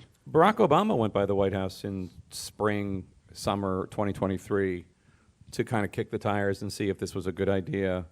And at that point, their relationship was strained enough because, as Obama would put it, when people would say to him, is Biden really going to run for re-election? You should talk to him. And he would say, like, he's still pissed at me for backing Hillary in 2016. So their relationship was at the point where Obama didn't feel like he could say, hey, you should think twice about this. Can I just say about the Hillary thing too? I know. Like this, because it's not true. It's not, well, the timeline on this is also, I think it's confusing for people because the way the story is told, it's like the beginning of the 2016 race, and it's Hillary and Bernie and Joe Biden, and Obama's like, and I pick Hillary, and that's not what happened at all. What happened was Bo dies, and Joe Biden is mourning his son. Bernie Sanders and Hillary Clinton enter the race. They have 6-7 months of campaigning. They have organizations in Iowa. 10 months. 10 months. Okay, 10 months of campaigning. This is in the book, just so you know. He's not lecturing us. He wants to make sure you know. Well, because it just gets confusing about like what. And so Joe Biden contemplates in the fall a late entry into the race after Hillary and Bernie had already been campaigning against each other forever and have these big organizations in Iowa, and then goes to Obama and is like, can I jump into the race this late? And Obama's like, well, if you jump into the race this late, probably it's going to help Bernie Sanders win because Hillary and Biden would split the vote of like non-progressives, and also was genuinely concerned. You guys write this in the book, genuinely concerned about him because he was still grieving his son. But that, it became in Biden's brain. And look, we write about this in the book. This is the Biden mythology, and all politicians have their own mythology. But by 2019, 2020, it had changed into a theology, where there was just this faith, and it's a small cult of people who believed in it. But like all religions, skeptics were not allowed, and this belief and part of this mythology or theology is, Barack didn't back me in 2016, which is also one of the reasons why, although Alex and I differ on why did Biden endorse Kamala so quickly, my version is the more charitable one, which is he's proud of the fact that he picked Kamala Harris to be his vice president, not so much for Kamala Harris, but because of what she represents, and he doesn't want to do to her what he thinks Obama did to him, which, as you note, is not really accurate. It's revisionist history, but that's how he thinks of it. Well, and I think that what Jake said is true. I just also think that Biden, as he is, fuming, is like, oh, you're going to kick me out, you get Kamala. Like you're not going to be able to get the open process that you guys want, that Obama wants, that Pelosi wants. Like I get to choose who it is, and also I'm going to show what it means to really be loyal to my vice president. This is one of the few areas of disagreement. There's Word versus Google Docs. Yeah. This is what motivates him, and we've learned in our San Francisco leg of the tour, he thinks that The Rock is a good movie. These are. Oh, I'm with Alex. What kind of? Thank you. What kind of effete opinion is that The Rock is not a good movie? What? Man, the people are with me, Jake. What a ridiculous statement. But I will say, and you guys saw this, that resentment toward Obama, and all the reporting. We got some of that too. Well, this like you remember in 2019, Biden would not appear on Pod Save America. I think every Democrat running for president appeared on Pod Save America. Every Democrat appeared on the Axe Files with former Obama advisor David Axelrod. Joe Biden didn't. Yeah. And I mean, I think he did in the general election. Yeah, we got him. But We got it. Well, whenever Joe Biden comes on Pod Save America, he does win. 1-1. There is one Biden aide said to us that when he's talking about the elites, he's talking about Obama. Yeah. It's sad, and I don't like. Not just it makes Obama. me He's sad. probably talking about us too. But Yeah, I'm just but saying, like, Obama is definitely in his brain when he's thinking that. Here's the other thing I've always wondered too. Like, so he decides he's going to run again, and I think a lot of people are like, well, why didn't the Democratic Party do something? Why didn't someone get involved? Did you guys, in your reporting, hear anything about other potential candidates in 2024? Like, were some of them getting ready? Were they thinking about it? Because honestly, like, they are as responsible. Like, someone would have had to run against him. And we would always, because people like our staff was like, why is Joe Biden the one? And other people, and I'd be like, look, someone's got to run against him. And Dean Phillips credit to you ended up guys. You guys interviewed Dean Phillips. Like, Yep. MSNBC would not even have Dean Phillips on. You guys like did a tough, like, good interview with him. Yeah, and was not. And look, and we were. During that interview, I was like, well, I get why someone is running against Joe Biden. It didn't seem like he had, and he did it. And in fairness to Dean Phillips, he was like, look, no one else would do it. Yeah, he tried to get Whitmer, Pritzker, Newsom, Bashir. He tried to get them to run. Some of them wouldn't even take his call.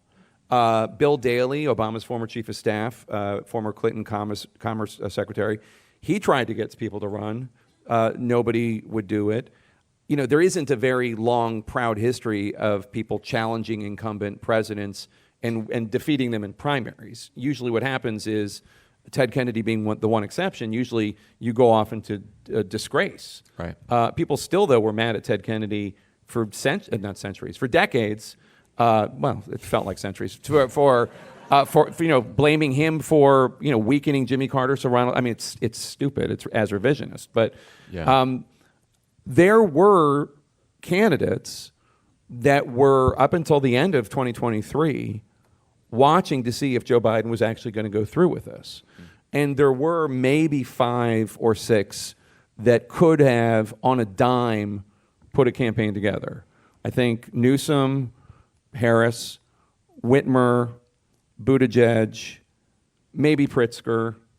Am I forgetting anything? Yeah, I mean, there was and Klobuchar. They could have, but nobody was going to do it against him. Yeah, there was sort of a just-in-case primary, like, going on. I mean, you had Pritzker and Newsom, like, cutting checks for, like, the Charleston, South Carolina mayoral race in 2023. I'm sure it was completely just good intention out of the kindness of their hearts to get involved in those races. And yeah, there was quietly, everyone was positioning, and it got to the point actually in early 2024 where Biden campaign chair Jen O'Malley Dillon actually starts calling some of the governors and be like, and feels like they're sort of subtly trying to undermine Biden. She hears that Governor Healy of Massachusetts is talking up Whitmer. Yeah. And O'Malley Dillon gets mad about it. I will say, though, something that is very specific to where we are as a country right now is, first of all, there is very little incentive for courage built into our politics. People are all about the base and all about not rocking the boat. Second of all, parties are so weak right now. This is a smart crowd, so I'm not gonna ask, can you name who was DNC chair during the Biden presidency? Jamie Harrison. But I had to beat you to it. But this was not somebody who was brought in because he was going to be able to tell Joe Biden some hard truths. Well, there's a Maura Healey. I think there's a way to get from that to some of the larger lessons that we should take forward from this, other than to probably not nominate Joe Biden in 2028, which I think we're all settled pretty good on. He's going to resent Pod Save America even more now. Yeah, but you joke about that. They still, to this day, Biden and his top aides say that he could have won, could have beaten Trump, and he could serve as president until January 2029. I just think that's sad. And They still argue that point. But I think this gets at what I was going to point at from the book, which is you have this. There's a moment with Maura Healey where she's walking out of the White House, and she says to Ricchetti, "I'd love to see the polling," and he's like, "I know polling." And I believe it's directly to you as a quote where she says, "There's no chessboard." To paraphrase, there's no one pulling the strings behind the scenes. There was just one old man and his enablers who refused to do the right thing. That's basically what she says. And that was sort of as I'm reading the book, I was like, oh my God, everyone was feeling the same way. Everyone had these questions. If you saw Joe Biden once at his worst, you thought, is this a strange aberrance? Am I seeing something that no one else is seeing? I'm being reassured. And it's not just people that are seeing him at town halls. It's governors. It's senators. There was nobody making there was no grand decision being made. There was no DNC making machinations. It was just a bunch of people kind of fuddling along, making the best decisions they thought they needed to make each day, leading us to this kind of cataclysm. And the reason why they began increasingly shielding him from governors is to make people say, oh, it was just a one-off. It must have just been sort of a bad day, bad hour. And they were gaslighting, not just like the public and reporters, but they were gaslighting their own members and leaders of the Democratic Party, members of their own cabinet. Yeah, and they were one of the things we learned in this. We learned so much while researching this book, but one of the things we learned is they weren't just hiding Biden from the world; they were hiding the world from Biden.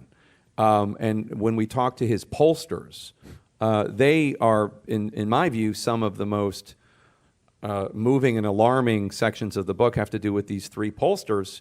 Most pollsters don't work in the White House. Pollsters always work outside of the White House. And the campaign had somebody that did data, but then there are also these three pollsters, three of the best in the Great business. pollsters. Yeah, Jeff Guerin and Molly Murphy and Jeffrey Pollack, and they had data, and they couldn't ever bring it to the president, which is crazy. But they would bring it to Donnellan and Ricchetti, and then Donnellan and Ricchetti would put it through the Donnellan and Ricchetti-izer and present it to Joe Biden. It's a landslide, boss. They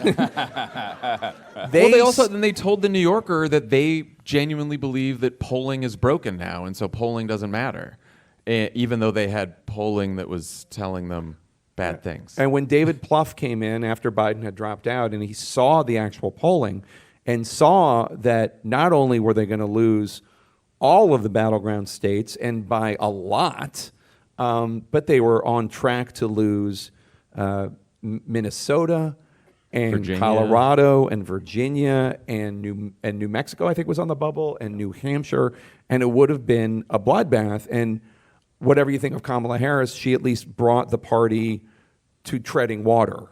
And so it was a bad night, but it wasn't just a complete wipeout. The Trump campaign believes they would have potentially a 57 seat majority in the Senate if it had not been for Kamala Harris' top ticket. It's 53 right now, just for people who are normal. So,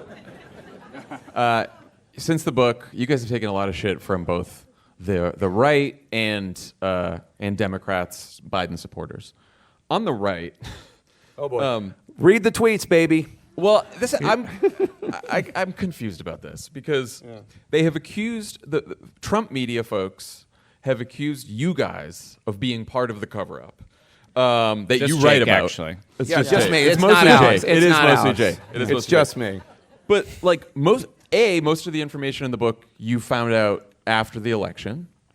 B, before the election, people who spent time around Biden either wouldn't talk to reporters or wouldn't tell reporters the truth. So what was the media, not just you two, but the media? I mean, Alex, you won an award at the Correspondents' Dinner, and even you said this is a story we all missed. And I thought that was, I was like, I don't know that you guys necessarily missed the story because there wasn't a story to get if the people who could tell the story refused to tell it. I think So a few different points on that. I think there is a difference between, while a lot of right-wing media was right to be skeptical, of Biden's abilities, there's a big difference between showing on a loop him stumbling up the stairs of Air Force One and doing behind-the-scenes reporting. I also said I thought we missed a lot of the story, in part because Jake and I had just done this book, and I was like, holy shit, there was a lot that I didn't know. Now, that being said, I do think, in particular for reporting and reporters, a hinge moment is after Robert Hur's report in early 2024, in which he basically decides not to prosecute Joe Biden because he says the jury would not convict such an old man with a bad memory. And if you look at the coverage, I think the White House comms team, props to them, they did a very good job. But I think if you look at the coverage, it was not skeptical enough. And I think I think the fairest critique is really those 4 or 5 months before the debate, when after the special counsel report, I think that's when I think you can really, I think, objectively argue the media did not do a good enough job. Yeah. What about you? I mean, I think I had to watch Megyn Kelly yell at you for a while on that show. I was like, what? I think you actually didn't have to. I think that the conservative media, we discovered while we were reporting this, was right to be skeptical of his acuity from the beginning, from 2019, because our reporting suggested that it was an issue as far back as 2015. And so, when I get new information, I change my mind, which is not, I think, a difficult thing for mature adults to do. Yeah. So I have no problem acknowledging that the skepticism in 2019, 2020 about his acuity was correct. I thought he was aging. I didn't see acuity issues at that time. I was mistaken. The tone and tenor of some of the criticism, I think, is rooted in the fact that a lot of these same people said that when Obama took office, he was a secret Muslim, that the new Black Panthers were going to take over the country, that Hillary was going to die in 2016, that the election was stolen in 2020, and on and on and on. I mean, the current president, just a couple days ago, shared a post that said actually Biden was executed in 2020, and it was a body double the entire time. And by the way, we should have paid more for that body double. Thank you. Can we not get if we're going to replace the guy? This guy, we got a used body double. Do you have anything in Orion Reynolds? Yeah, get something new off the lot here. So I think that they are and they were right about this. And now, again, as Alex says, there's a difference Broken between clock, Well, there's a difference between calling him an applesauce head and laughing at him and saying he needs a sippy cup and showing these clips on a loop and doing investigative reporting. But that said, because of what you mentioned, it took a lot to do investigative reporting on this. And even if you go back and read some of the pieces that really were shocking at the time, Peter Baker wrote one in 2023 about Biden how much rest they built into his schedule in terms of trips. Alex's incredible scoops about Biden's schedule. The Wall Street Journal reporters Siobhan Hughes and Annie Linsky, even if you go back and read those incredibly important stories that were very difficult and brought a lot of criticism to the reporters, they're nothing compared to what we found out after the election was over and people felt like, okay, I don't have to worry about helping to elect Trump. He already won, so now I can unburden myself. I'd also add to that, the American people had made up their decision on Joe Biden's age. They had decided he was too old to seek re-election. They decided that in 2022. But so to the idea that this is something that wasn't in front of people, that wasn't a big subject of discussion, it was one of the most important debates. We were talking about it on Pod Save America all the time. How does he address this liability? He's failing to address it. In the weeks after the debate, it was shocking, not just the performance in the debate, but that the obvious solution is him going out there and over again, was not one they were taking advantage of. And it's really chilling to read in the book that that's not a demand being made just from people on the outside. Chuck Schumer is asking that. Different senators are asking And that. Schumer concludes that he's not doing it because he can't. Now, I'm sorry to do this, and because I do think we have some audio that I think is important to play, and I think it is an indictment of you personally. Jake, speaking I know what this is. Okay. Speaking of Chuck Schumer, I did listen to part of the book in the car. Oh. I did some on the text, but some I'm excited for in this. the car. Can we just play a little bit of the audio version of Original Sin? I'm urging you not to run. Do you think Kamala can win? Biden asked. I don't know if she can win, Schumer said. I just know that you cannot. Biden said that he needed a week. They stood. On their way out, Biden put his hands on Schumer's shoulders. You have bigger balls than anyone I've ever met, Biden told him. You did a voice? What the fuck Multiple was that? voices. Wow. I screwed up. I should have listened to the audio version. I don't even know how it's possible that your impression of Chuck Schumer is anti-Semitic. You're a Jewish man. You're from Philadelphia. I will tell you, wherever I go on this book tour, people come and they say, I'm listening to the book on tape and I love your impressions. That is the God's honest truth.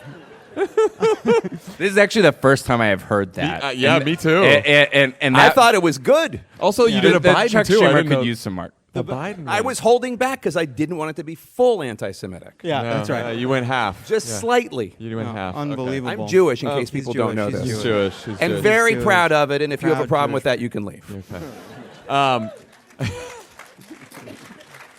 I'll do a last question that's based on the criticism that you guys have gotten from a lot of Democrats. This is criticism we get whenever we talk about it, which is, why is this still relevant now?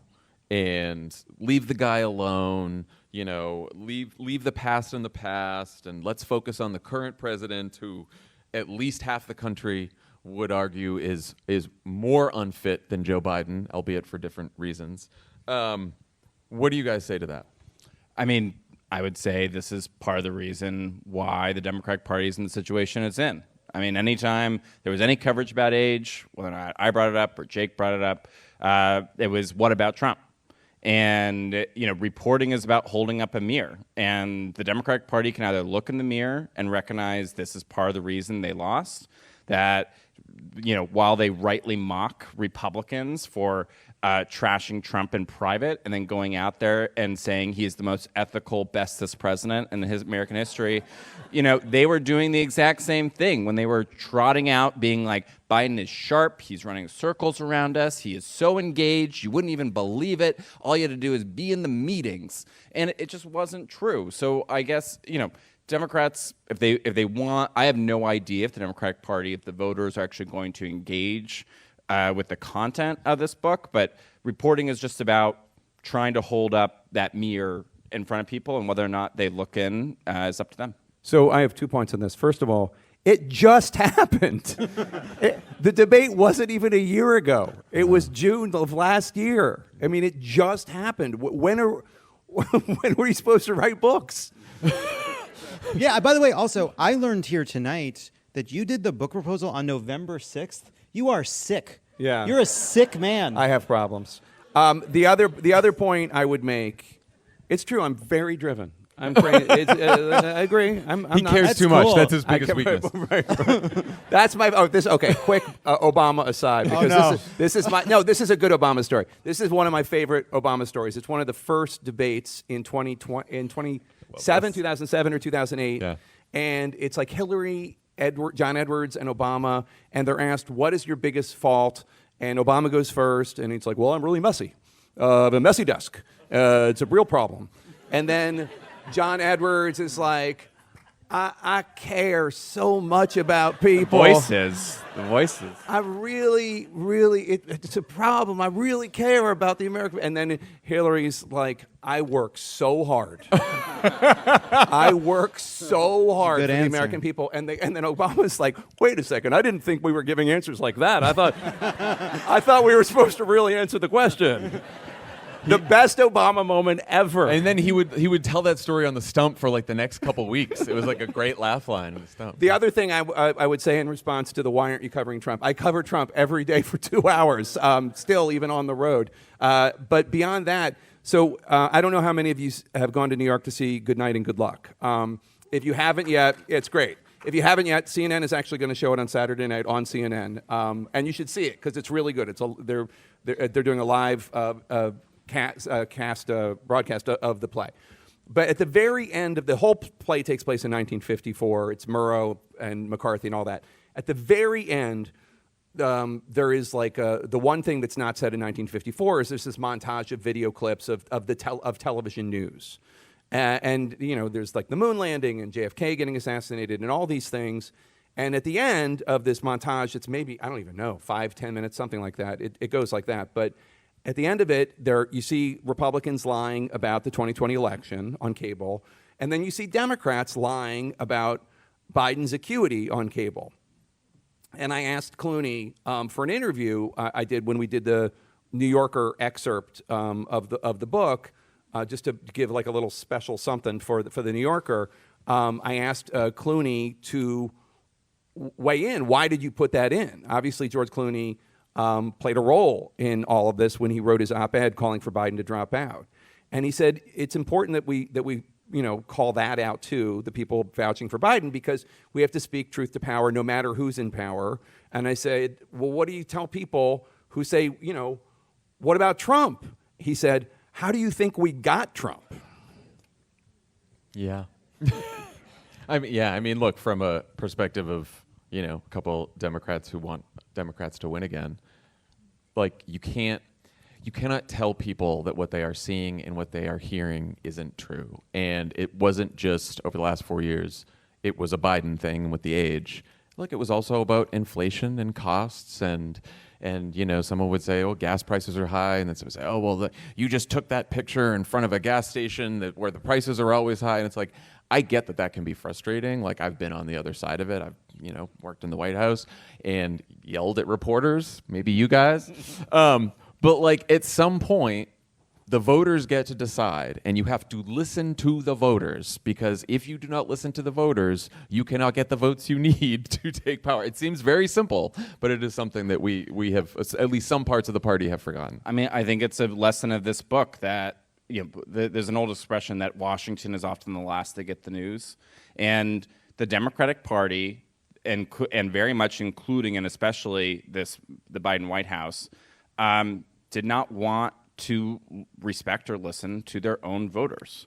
And I think you could also argue that the Democratic Party has not listened or totally respected their voters in the last 3 presidential primaries.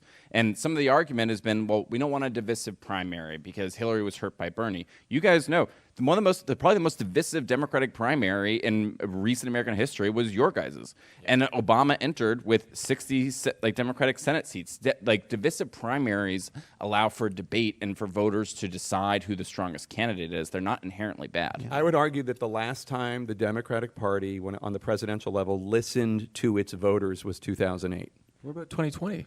And what about 2020? 2020?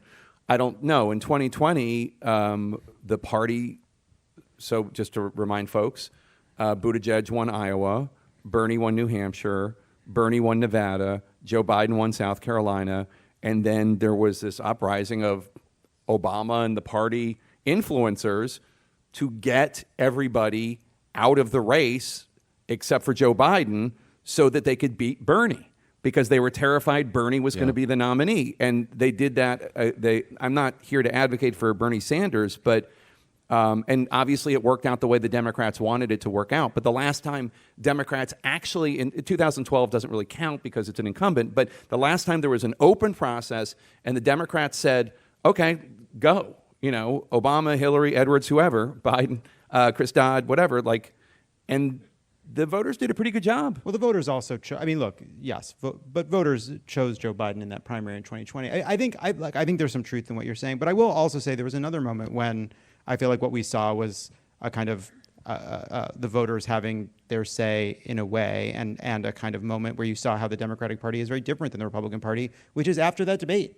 Because I do think there's a part of this story that is, I think, even though it did not end the way we had all hoped, is inspiring, which is in the wake of that debate, what you saw is people willing to tell the truth about what they saw and the importance of making a change. You have leading Democrats going to Joe Biden, asking him to step aside. You have these incredible moments, which you report on in the book, of members of Congress trying to speak directly to Joe Biden about this, not liking what they're hearing, not accepting no for an answer. You have people on the outside talking about this. You have a real and genuine moment of a group of people coming together and saying, hey, for the good of the country, this guy has to step aside because Trump is an existential threat.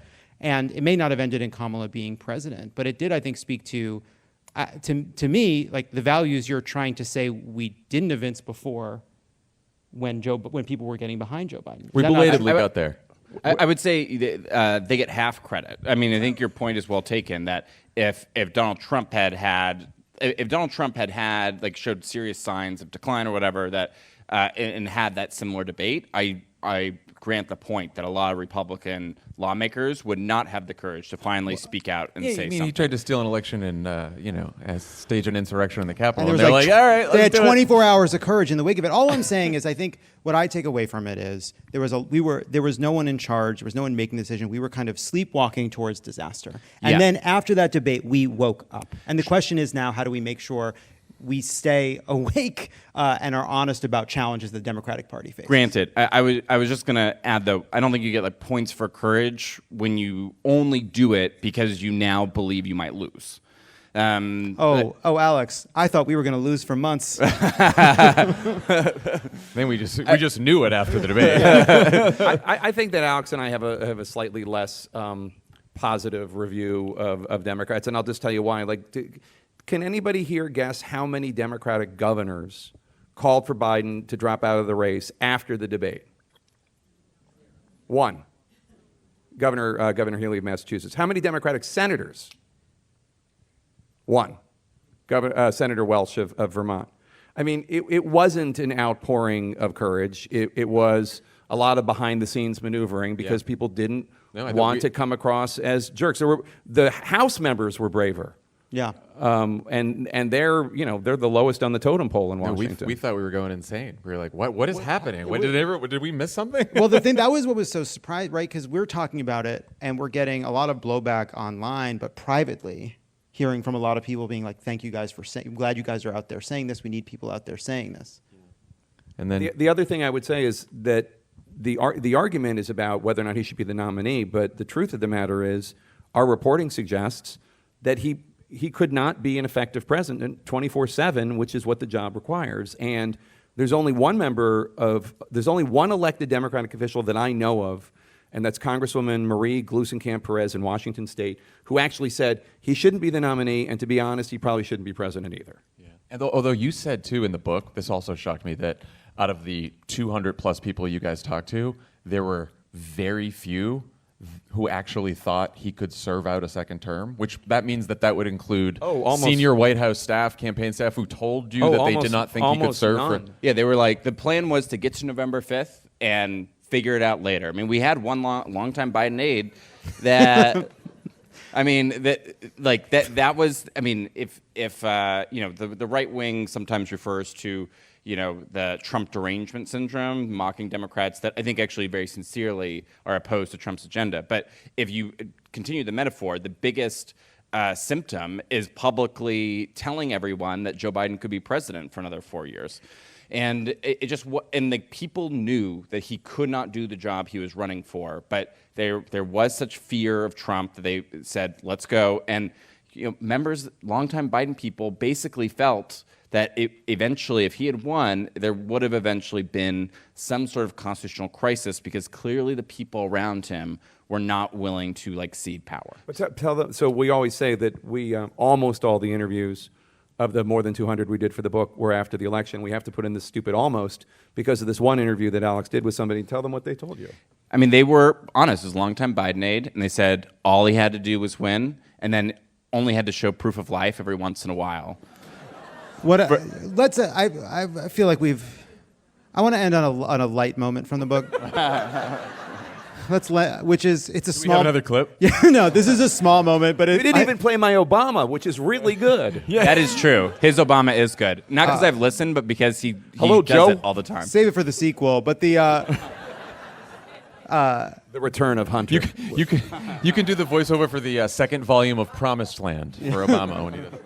But so the debate happens, and how does it come to be that Doug Emhoff is watching the debate with Rob Reiner, and then the debate ends, Rob Reiner, furious, starts berating Doug Emhoff? Poor Doug. Well, I think it was more that that Rob Reiner, who is a very excitable fella, was just screaming, and he seemed to be yelling at Emhoff, and he said, "We're going to lose our fucking democracy because of you." And Emhoff thought, because of me? Because of sweet Doug? We can all agree that Doug is not to blame. Well, okay, that has to be it. That's it. Doug Emhoff. Now, Jake, Alex, thank you so much. Thank Everyone you. go buy Original Sin. That's our show for today. Whew, long one. Lovett and Tommy and I will be back with a new show on Monday.